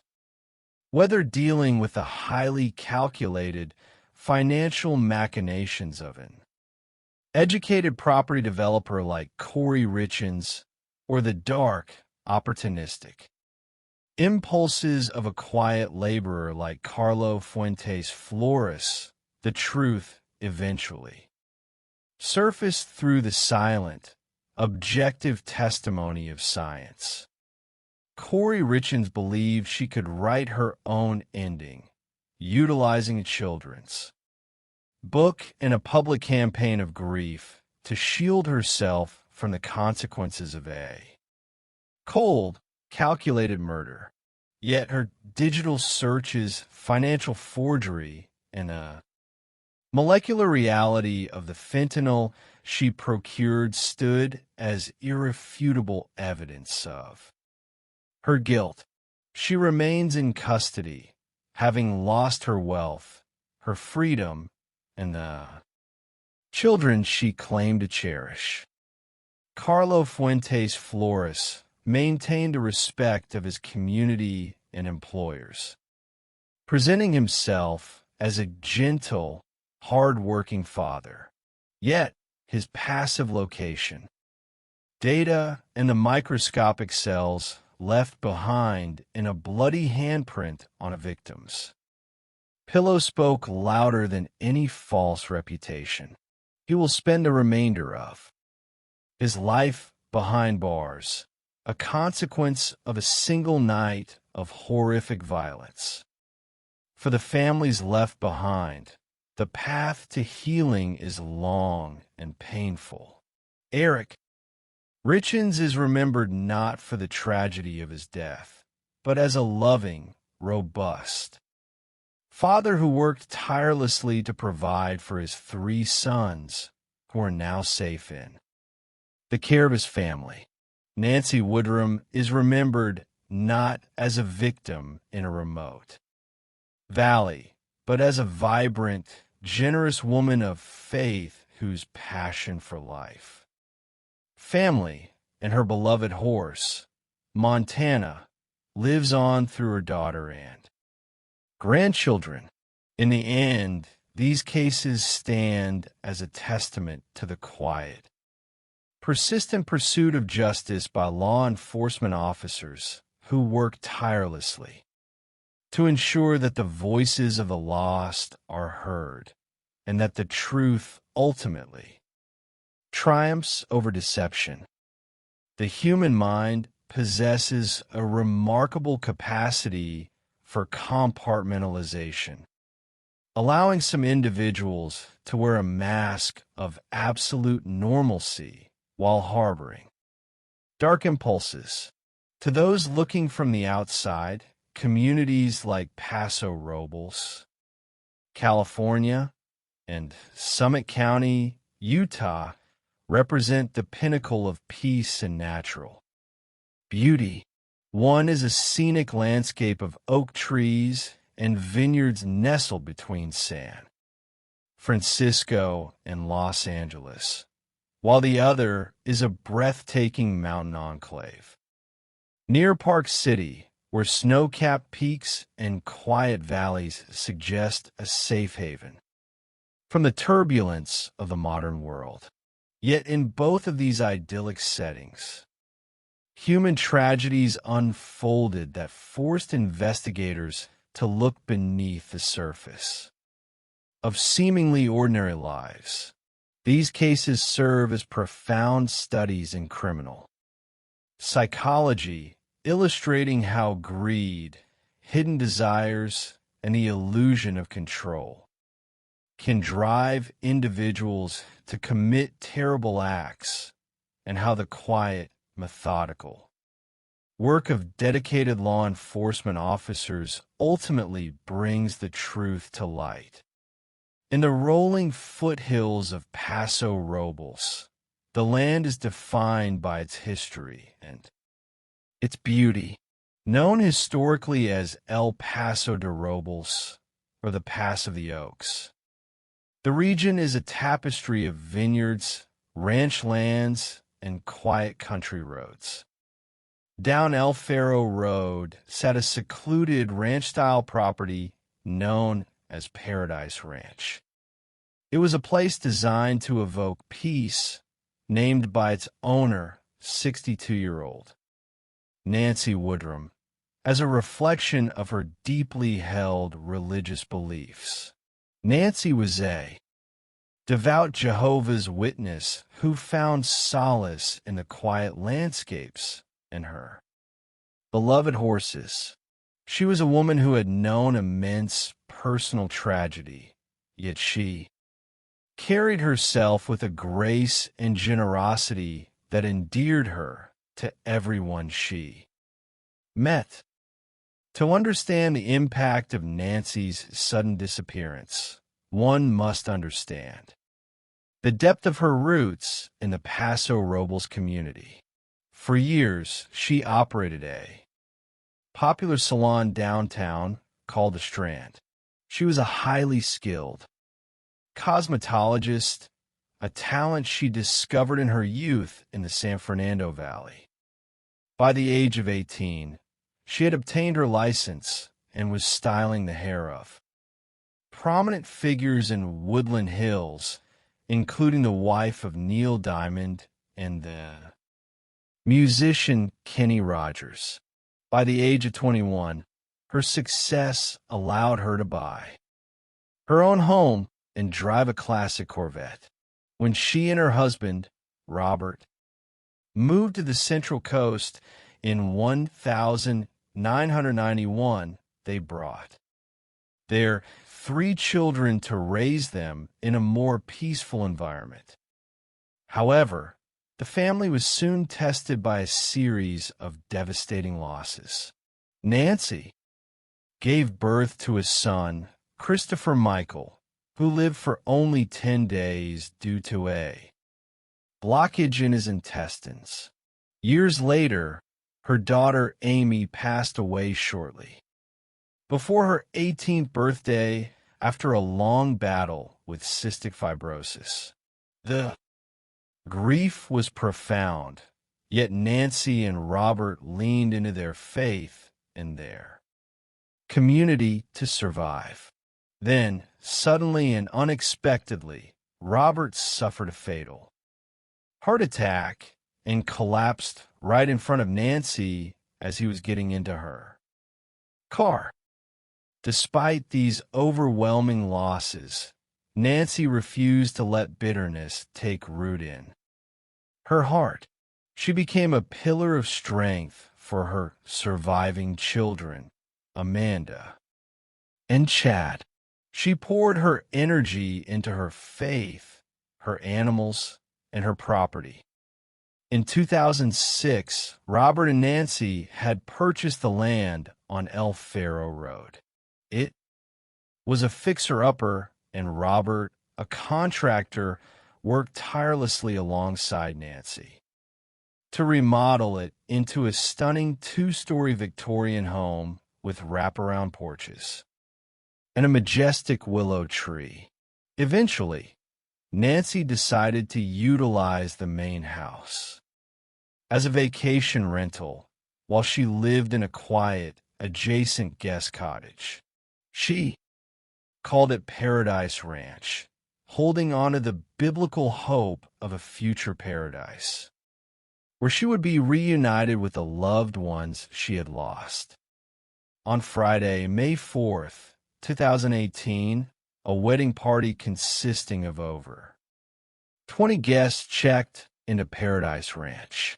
The bride, who had selected the property online for its rustic charm and spacious layout, was staying in the guest house with her bridesmaids. Nancy welcomed them with her characteristic warmth, offering hugs and making sure they had everything they needed for their special weekend. She informed the bride that she would be staying nearby on the property if any issues arose. The atmosphere was celebratory and light, with the wedding party heading out to a local winery for their rehearsal dinner later. That evening, the peace of Paradise Ranch was shattered the following morning, Saturday, May 5th. Nancy was a woman of unwavering routine, particularly when it came to her religious meetings.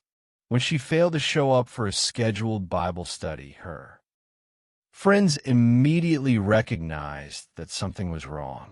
They contacted her daughter, Amanda, who lived nearby.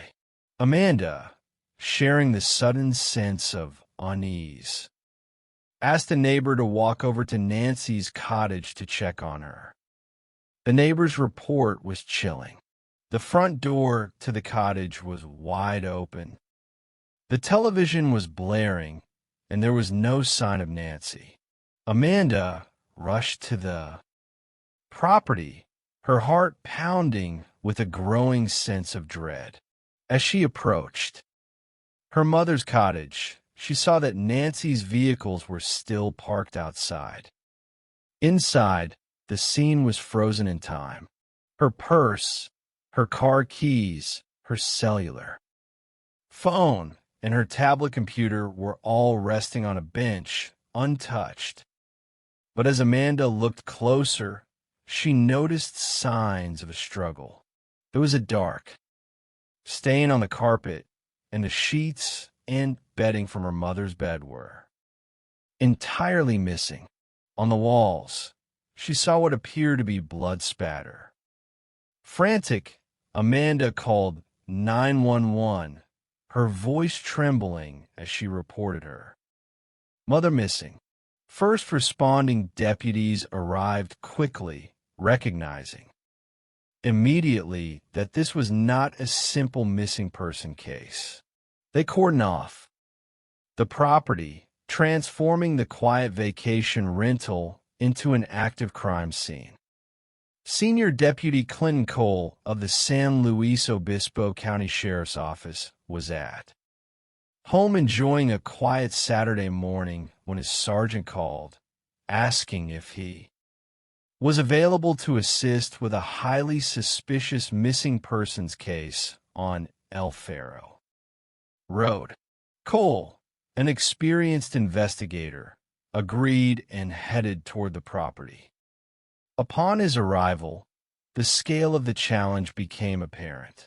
The large white Victorian house was surrounded by police tape, and search dogs and helicopters were already being deployed. Cole entered Nancy's cottage and was met with several immediate red flags. There was no sign of forced entry on the front door, suggesting that Nancy had either opened the door for someone she knew, or the intruder had slipped in through an unlocked entrance. On the floor below him lay two large bloodstains. A beige pillow resting nearby was also stained with blood, and there was distinct blood spatter on the headboard of Nancy's bed and the adjacent wall. To an experienced detective, the scene spoke loudly. Nancy had been assaulted inside her bedroom and taken from the cottage against her will. As investigators combed the property, they noticed tire tracks in the dirt driveway, along with distinct scuffle marks that suggested a physical struggle had occurred outside. The urgency of the situation was compounding by the hour. A 62-year-old woman was missing, injured, and potentially in mortal danger. That evening, a critical piece of evidence was discovered several miles away. An officer with the California Highway Patrol located a pile of bedding and clothing discarded along the side of La Ponza Road, approximately 6 to 7 miles from Paradise Ranch. The items included a pillow, a sheet, a woman's dress, a pair of shorts, and a shirt. The bedding featured a distinctive gingham pattern that matched the remaining linens in Nancy's cottage. When investigators presented the items to Amanda, she confirmed with a heavy heart that they belonged to her mother. The discovery suggested a grim sequence of events. Nancy had been wrapped in her own bedding, placed in a vehicle, and transported away from her home. The presence of over 20 wedding guests staying on the property created a complex investigative challenge. In the parlance of detective fiction, it was a classic locked room mystery. Paradise Ranch was located in a remote, rural area, meaning that any random intruder would have to bypass the large group of guests staying in the main house. It was logical to consider that the perpetrator might be someone associated with the wedding party. Detectives faced the monumental task of interviewing every single guest. The scene became chaotic as guests returned from the wedding festivities only to find their accommodations taped off by police. Many were confused and frustrated, while the bride was in complete shock, unable to reconcile the joyous occasion of her wedding with the horrific crime that had taken place just yards from where she slept. As detectives began their interviews, they focused on a specific wedding guest, whose timeline for the previous night could not be easily verified. While the majority of the wedding party had attended the rehearsal dinner at Cass Winery and returned late, this particular guest claimed he had stayed behind at the ranch alone. When questioned, his demeanor quickly shifted from cooperative to defensive. He refused to cooperate further, telling detectives he did not want the investigation to impact his personal life or his work. This sudden resistance raised immediate red flags. Detectives decided to travel to the guest's home in Northern California to conduct a follow-up interview. To their surprise, when they knocked on his door, the man was cooperative and apologetic for his previous tone. His wife was able to provide photographs from her cellular phone showing that he had, in fact, attended the rehearsal dinner on Friday night, resolving the confusion about his whereabouts.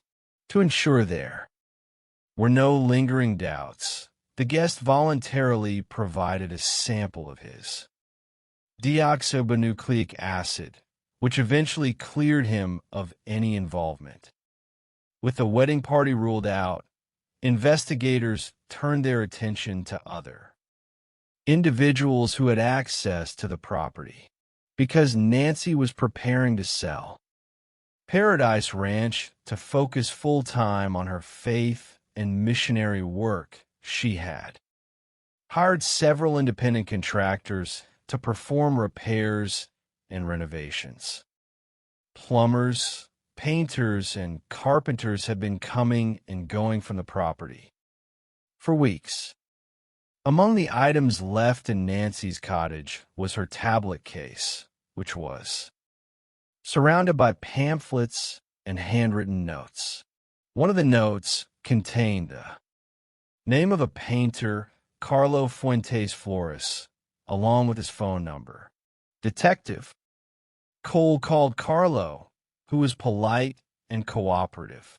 He recalled working at the property on the Thursday before Nancy disappeared, noting that she had been very kind to him, even offering him a tamale as a token of appreciation for his hard work. He claimed he had seen nothing unusual. Detectives also looked closely at a general contractor named Sean Bloom. Amanda had informed investigators that her mother had recently fired Sean over a dispute regarding the quality of his work and payment. The relationship had become highly contentious, with Sean sending text messages threatening legal action if he was not paid immediately. When interviewed, Sean made no secret of his dislike for Nancy, but he was entirely transparent about his business, dealings, and eventually volunteered his deoxyribonucleic acid, which cleared him. As a suspect, the investigation also touched upon Nancy's family. Some information suggested that Nancy had a strained relationship with her son, Chad. Chad had chosen to distance himself from his family's faith, which had created a rift between him and his mother. They had not spoken face-to-face in 5 years, and Nancy was not permitted to see his children. Phone records revealed that Nancy had sent a text message to Chad the night before she disappeared, attempting to find common ground. Because of the tension, Chad was initially viewed as a person of interest. He refused to provide a deoxyribonucleic acid sample, stating he did not trust law enforcement. Investigators placed him under surveillance, and after he was stopped for a minor traffic violation, they recovered discarded beer bottles from his vehicle. The laboratory tested the bottles, and the results cleared Chad of any connection to the crime scene. As the days turned into weeks, the investigation began to stall. Every conventional lead had been pursued and exhausted. The public was growing anxious, and Nancy's family was desperate for answers. It was at this critical juncture that the San Luis Obispo County Sheriff's Office decided to employ a relatively new investigative tool, a Google geofence search warrant. Geofencing allows investigators to draw a virtual boundary around a specific geographic area during a precise time frame. Google then provides anonymous device identifiers for any cellular phones or tablets that were active within that boundary. Because Nancy's attempted 911 call on Friday night had been logged at 12:17 in the morning before being abruptly terminated, detectives had a precise window of time to target. The geofence results returned from Google were incredibly precise. Paradise Ranch was a rural, isolated property, meaning there was very little digital traffic. The geofence data successfully filtered out the devices belonging to the wedding guests.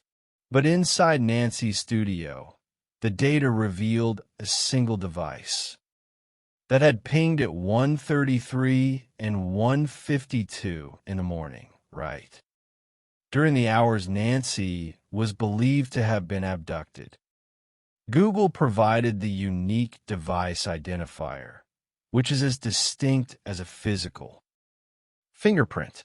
Investigators drafted a secondary search warrant for the subscriber.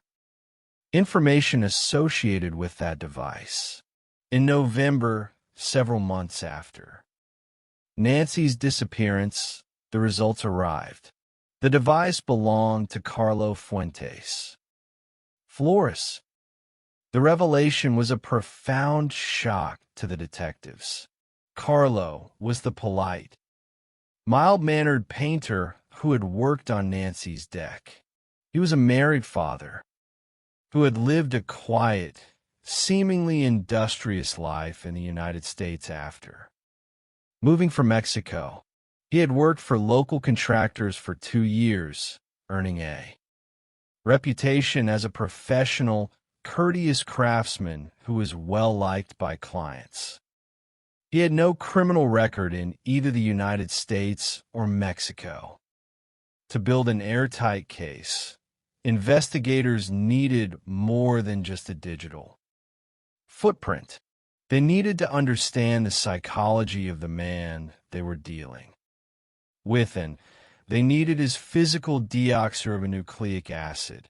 Detectives obtained a Search warrant for Carlo's Google search history and what they discovered shattered the image of the wholesome family man. Carlo's digital history revealed a preoccupation with older women, often referred to in online searches as cougars. He had performed numerous searches for provocative videos and escorts in various cities. More alarmingly, investigators discovered that Carlo had recorded numerous sexual encounters with different women on his cellular phone. It became clear that Carlo led a double life.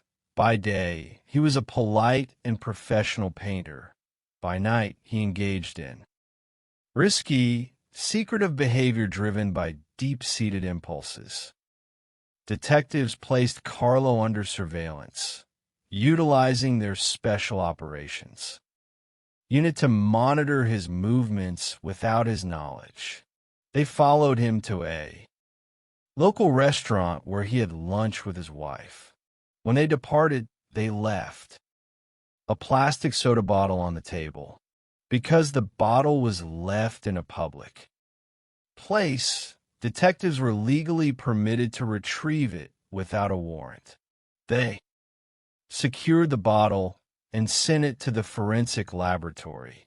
Within days, the results came back. The deoxyribonucleic acid on the bottle matched the blood stain found on the pillow in Nancy's bedroom. With the scientific evidence in hand, Detectives Cole and Dave brought Carlo in for questioning. The interrogation was a masterclass in psychological pressure.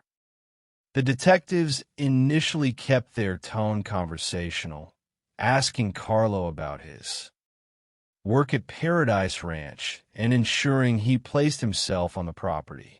They showed him photographs of the ranch, and Carlo admitted he knew the layout of the property, though he claimed he did not know exactly where Nancy slept.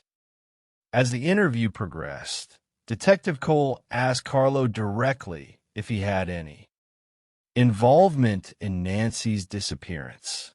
Carlo denied it, maintaining his calm, friendly demeanor. It was then that the detectives revealed their hand.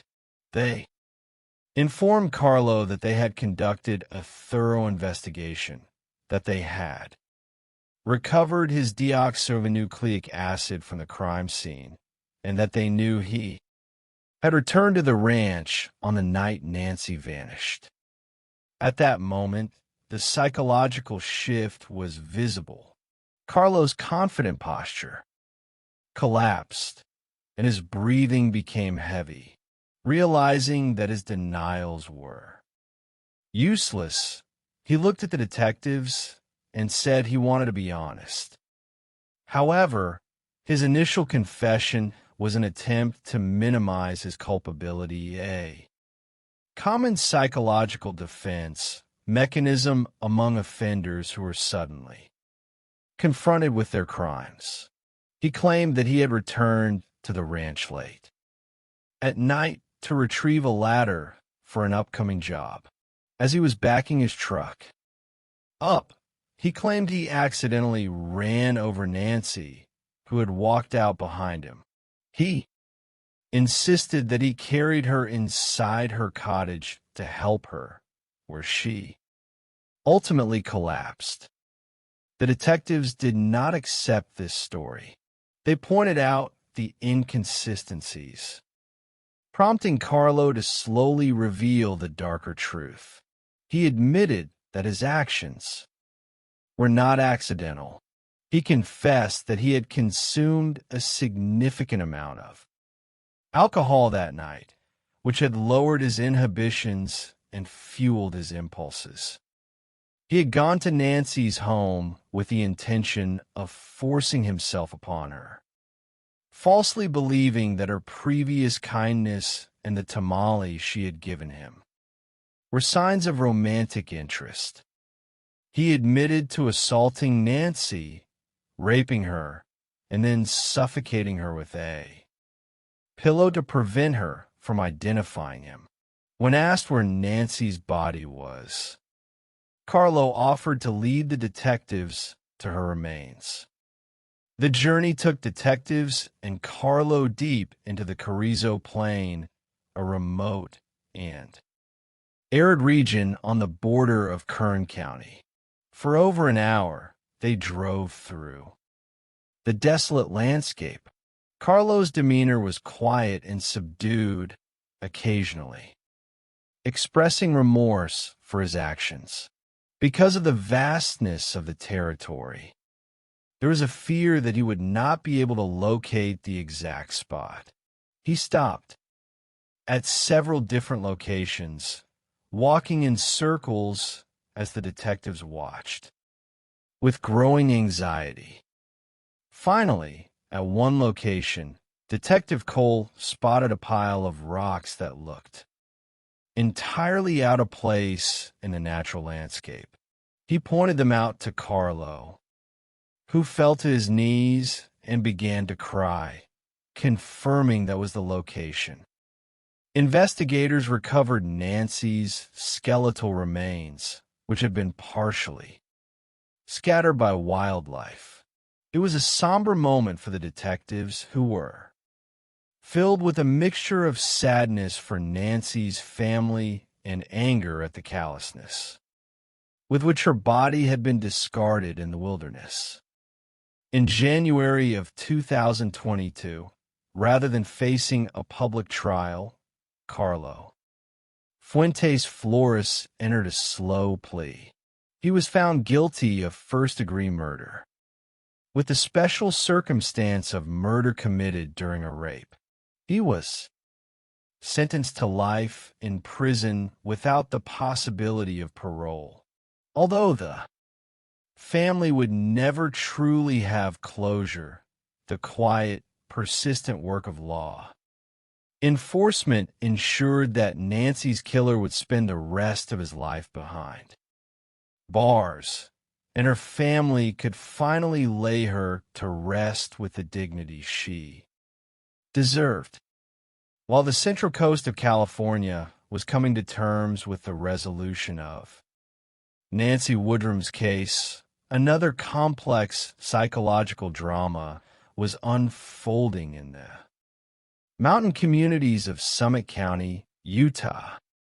Summit County is a region of spectacular natural beauty, home to world-class ski resorts and affluent residential areas. It was here that 39-year-old Eric Richens built a successful life. Eric was a strong, athletic man who co-owned a highly successful masonry business called C&E Masonry. He was a dedicated father of 3 young boys, an avid hunter, and a committed member of the Church of Jesus Christ of Latter-day Saints. He was a man who worked hard to provide a comfortable life for his family, which included his wife, Corey. Corey Richens was a woman of intense ambition, having grown up in a family that moved frequently due to her parents' construction work. She had experienced a childhood of modest means. As a teenager, she had worked for her aunt's cleaning business, scrubbing the toilets of the wealthy residents who lived in the magnificent mansions of Park City. This experience fueled a deep desire within her to one day occupy those mansions herself, not as a cleaner, but as an owner. In 2019, Corey established K. Richlands Realty, a real estate and home flipping business. She quickly expanded her operations, managing 15 renovation projects simultaneously. To the community, Eric and Corey appeared to be the epitome of the American dream. A beautiful home, 3 happy children, and 2 thriving businesses. However, beneath this polished exterior, a toxic dynamic was developing. Corey's ambition had outpaced her financial reality. She began taking out substantial, hard money loans to fund her real estate ventures, which carried high interest rates and significant risks. In 2020, Eric made a shocking discovery.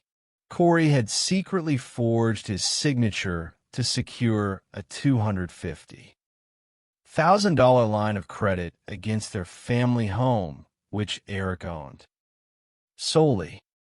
This betrayal deeply fractured the trust in their marriage.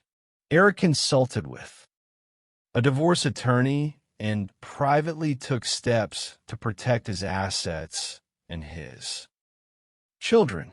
He established a secret trust, naming his sister Katie as the executor and making his 3 sons the sole beneficiaries. He also placed the family home into the trust, effectively ensuring that if anything were to happen to him, Corey would not inherit his estate. Despite these precautions, Eric chose to remain in the home, attempting to work through their marital issues and counseling. It was a decision that would prove fatal. On the night of March 3rd, 2022, Corey claimed she and Eric were celebrating a major milestone for her business. She had placed under contract a massive, unfinished estate in Midway, Utah, valued at nearly $3 million. She envisioned converting the mansion into a luxurious wedding, an event space. To celebrate, Corey prepared a mixed drink for Eric before bed. At approximately 3 o'clock in the morning on March 4th, Corey called 911, reporting that her husband was cold to the touch and not breathing. Emergency medical technicians and deputies rushed to the scene. Body-worn camera footage captured the frantic efforts to revive Eric using a cardiopulmonary resuscitation machine. Despite their best efforts, Eric was officially declared dead at 3:58 in the morning.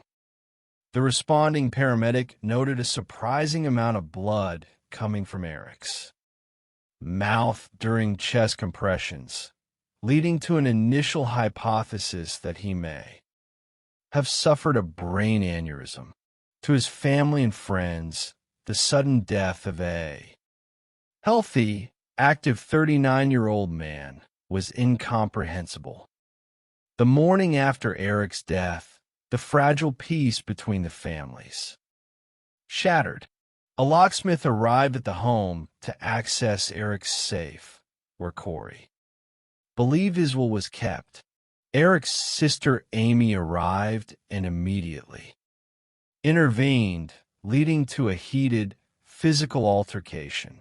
Amy revealed to Corey that she had been entirely cut out of the estate and that the home was no longer hers. Corey was subsequently arrested and charged with assault, eventually pleading no contest. The hostility between the families was palpable at Eric's funeral.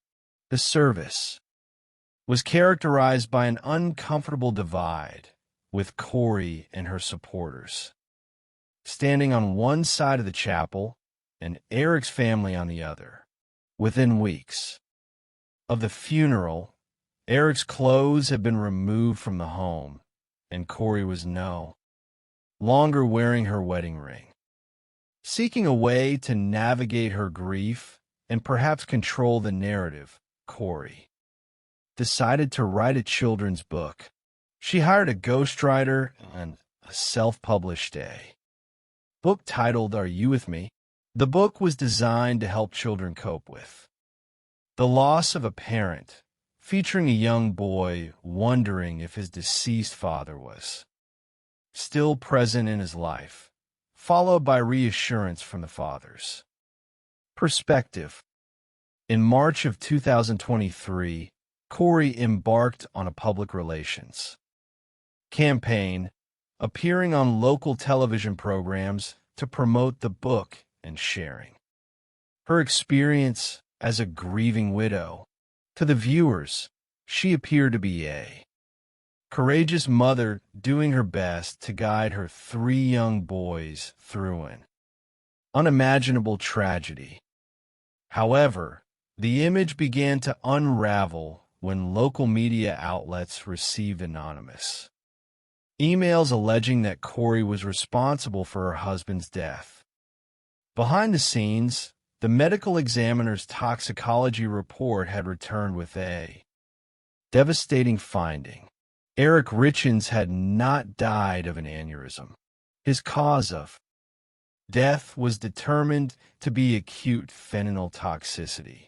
The level of fentanyl in his system was over 5 times the lethal dose, and, crucially, it was illicitly manufactured street-grade fentanyl rather than medical grade.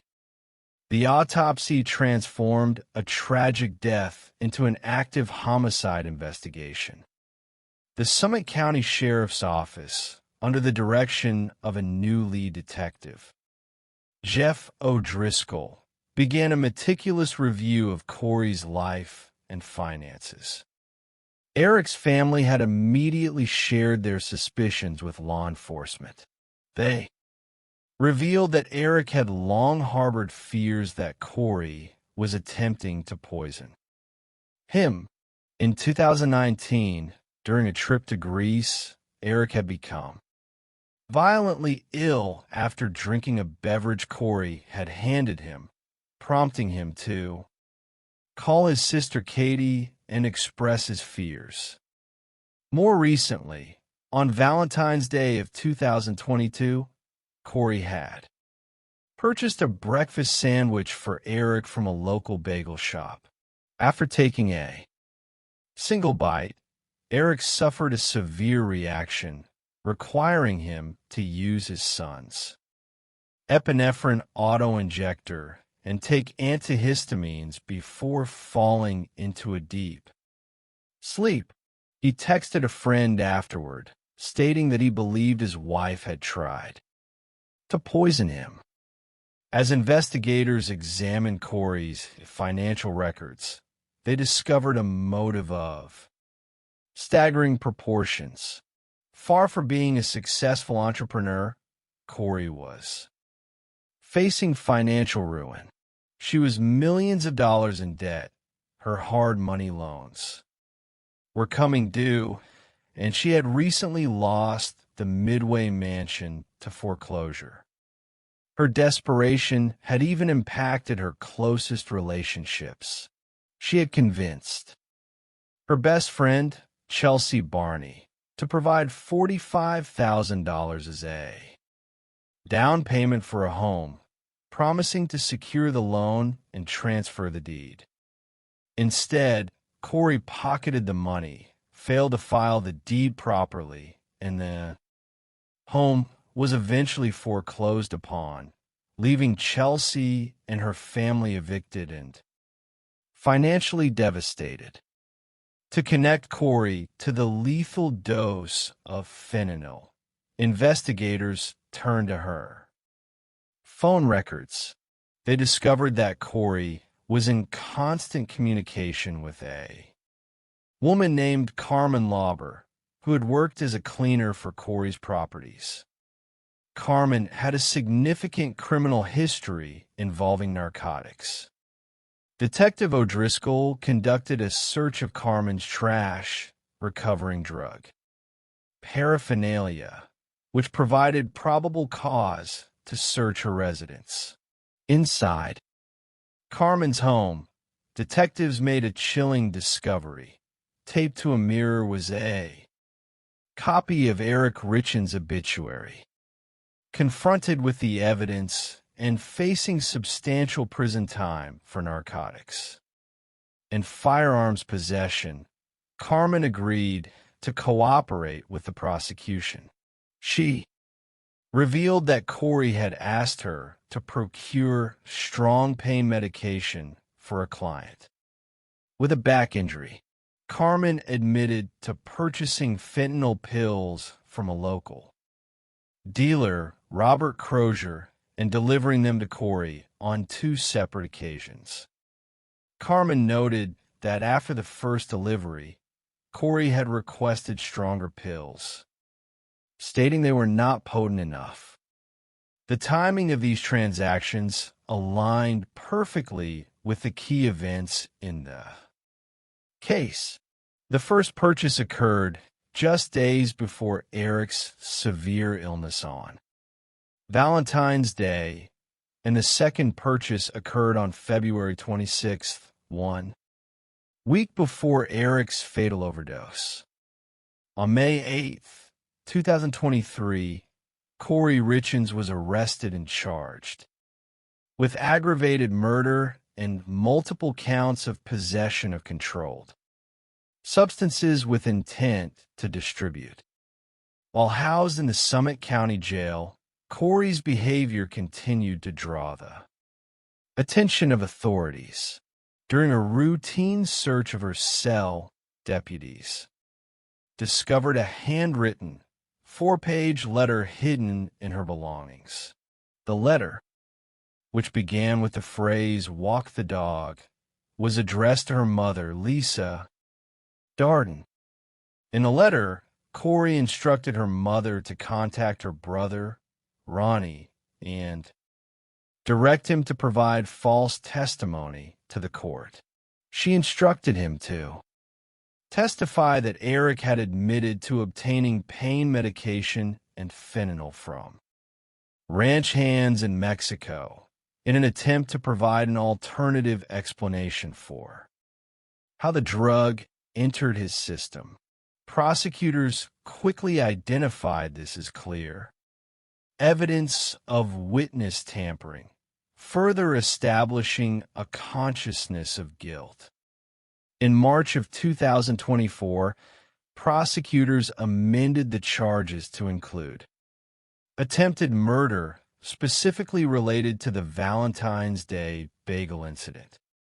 As the investigation deepened, yet another motive emerged. Investigators learned that Corey had been engaged in a secret, years-long affair with a local handyman, Josh Grossman. The two had exchanged thousands of text messages, expressing their love and desire for a future together. In one particularly damning exchange, Corey texted Josh, stating that if her husband would just go away, their lives would be perfect. She promised him that by Friday, the day Eric died, everything would change. In late 2024, the trial of Corey Richens began in a crowded courtroom in Summit County. The prosecution presented a compelling, methodical case, calling over 40 witnesses to establish Corey's crushing debt, her affair, her attempts to secure fentanyl, and her subsequent attempts to manufacture an alibi. The testimony of Josh Grossman was one of the most emotional moments of the trial.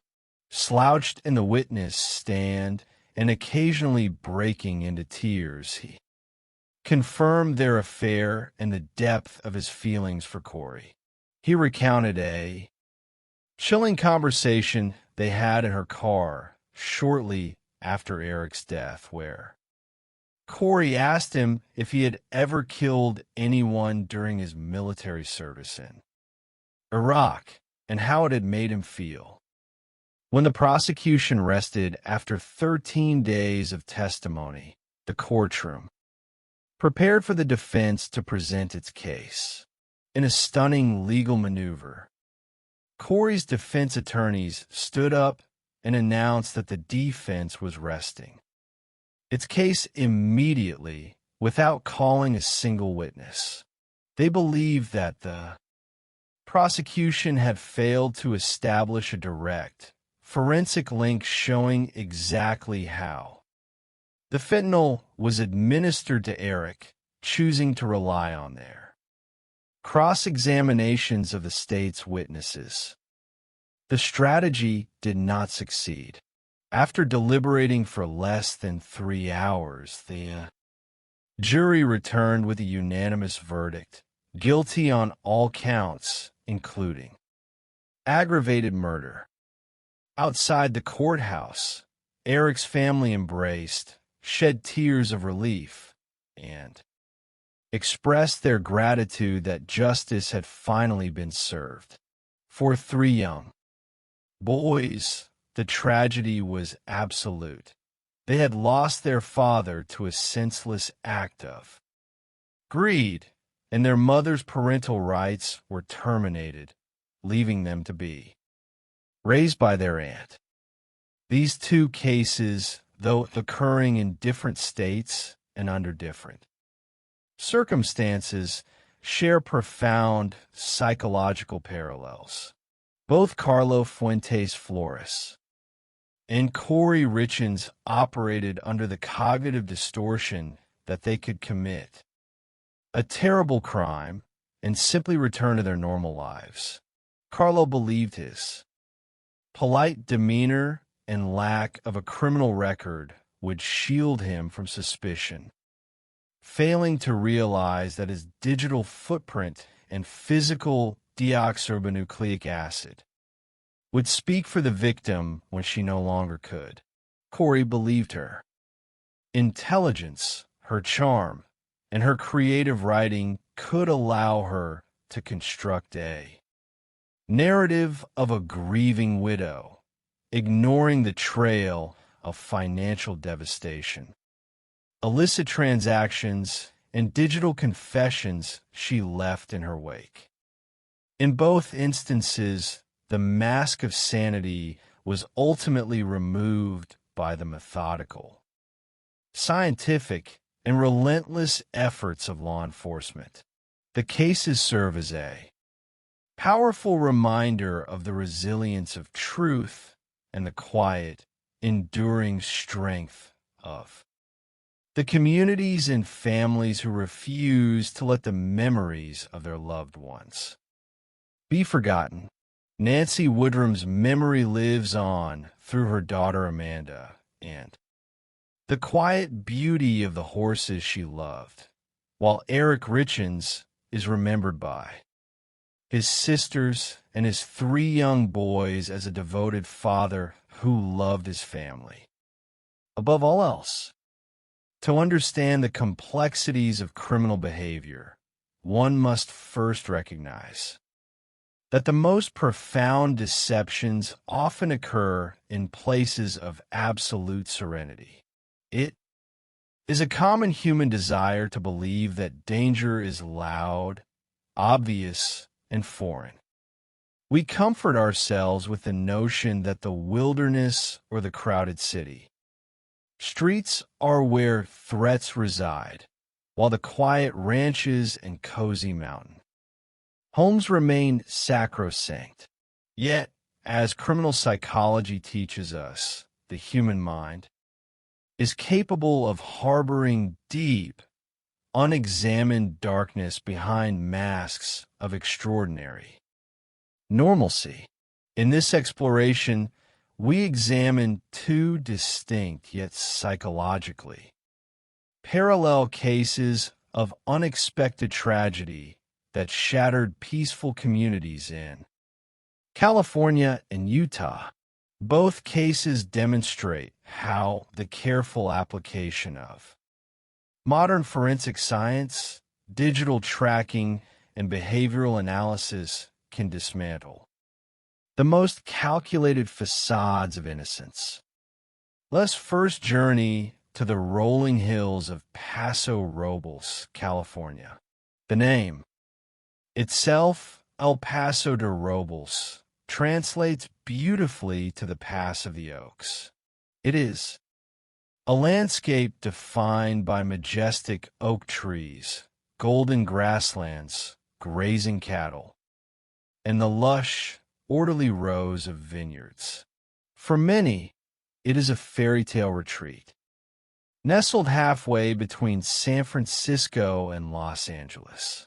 It was here that 62-year-old Nancy Woodrum built a life characterized by kindness, industry, and profound personal resilience. Nancy was a beloved fixture in the local community. She ran a popular downtown hair salon called The Strand, where she performed what her clients described as magic, transforming not just their appearance but their spirits through her warm, open nature. Nancy was no stranger to the immense sorrows that life can present. She had suffered a series of devastating losses that might have broken a less grounded individual. She and her husband, Robert, had lost their infant son, Christopher Michael, when he was only 10 days old due to a congenital blockage. Years later, her teenage daughter, Amy, passed away shortly before her 18th birthday after a lifelong battle with cystic fibrosis. Eventually, the sudden and tragic loss of her husband, Robert, who collapsed from a heart attack, left Nancy alone on the property they had purchased together in 2006. This property, a picturesque fixer-upper with a 2-story Victorian home and wraparound porches, was named Paradise Ranch, reflecting Nancy's deep faith as a devout Jehovah's Witness. She held a firm belief in a peaceful future, and Paradise Ranch was her sanctuary. The serenity of Paradise Ranch was disrupted in May of 2018. On Friday, May 4th, a large group of wedding guests checked into the main house and the adjacent guest cottage to celebrate a marriage at a local winery. Nancy was staying in her smaller, secluded studio apartment on the property, housing herself close by while welcoming the bride and her bridesmaids earlier that day. However, on Saturday, May 5th, the peaceful routine was shattered. Nancy failed to appear for a scheduled Bible study, an absence that immediately alarmed her daughter, Amanda. A neighbor who went to check on Nancy discovered an unsettling scene. The front door was wide open. The television was blaring too. An empty room, and Nancy was nowhere to be found. When Amanda and law enforcement arrived, the gravity of the situation became clear. Inside Nancy's cottage, her purse, car keys, cell phone, and tablet were left on a bench, and her 2 vehicles remained parked outside. The bed sheets and comforter were missing, and significant bloodstains were visible on her pillow. And the floor. Splatter was found on the headboard, the walls, and a nearby cabinet. The scene immediately spoke of a violent struggle and an abduction. Senior Deputy Degnan and other investigators recognized that a serious crime had occurred. The property was cordoned off, and the search for Nancy began in earnest, utilizing search and rescue teams, helicopters, and tracking dogs. The presence of more than 20 wedding guests on the property presented investigators with an immediate and daunting challenge. In a classic whodunit scenario reminiscent of a detective novel, every person on the ranch was a potential suspect. Detectives had to systematically interview each guest. One individual became a primary focus when his whereabouts during the rehearsal. Dinner on Friday night could not be verified with absolute certainty. His initial reluctance to cooperate raised red flags, prompting investigators to conduct multiple interviews and travel to his residence in Northern California. Ultimately, the guest provided a clear alibi supported by photographs on his wife's phone, and he voluntarily submitted a sample of his genetic material, which cleared him of any involvement. Beyond the wedding party, investigators turned their attention to the contractors who had recently been working on Paradise Ranch. Nancy was preparing to sell the property so she could devote herself entirely to her ministry, and several local tradespeople had been hired to complete repairs. Among them was Sean Bloom, a general contractor who had been fired by Nancy after a heated and contentious dispute over the quality of his work and outstanding payments. The animosity between them was documented in blunt text messages. When questioned, Sean Bloom was open about his dislike of Nancy, but maintained his innocence. After consulting with his attorney, he voluntarily provided his genetic sample, which did not match the evidence found at the crime scene. In any missing person case, investigators must also look close to home, a process that can be deeply painful for a grieving family. Attention turned to Nancy's son, Chad, with whom she had a strained and distant relationship due to differences in lifestyle and religious beliefs. They had not spoken face to face in 5 years, though they had exchanged messages on the night of her disappearance. Chad's refusal to provide a genetic sample out of distrust for law enforcement led to a period of active surveillance. Investigators observed him drinking beers in his truck, and after he was stopped for an open container violation, the discarded bottles were collected and analyzed. The genetic results cleared Chad of any involvement, leaving investigators at a temporary standstill. When traditional investigative leads are exhausted, modern technology often provides the key. The San Luis Obispo County Sheriff's Office became one of the first agencies in the state of California to utilize a novel investigative tool known as a Google geofence search warrant by establishing a virtual boundary around Paradise Ranch. Investigators requested historical location data from Google for any cellular devices active within that boundary during the critical hours of Nancy's disappearance. This timeline was narrowed significantly by a crucial discovery on Nancy's phone bill, a 911 call attempted at 12:17 in the morning on Saturday, May 5th, which had been abruptly terminated after 0 seconds. The geofence data returned by Google provided a precise digital map of cellular activity, while the devices of the sleeping wedding guests remained inactive. The system identified a single distinct device active inside Nancy's studio apartment at 1:33 and 1:52 in the morning. This device was not Nancy's. By serving a subsequent warrant for the subscriber information.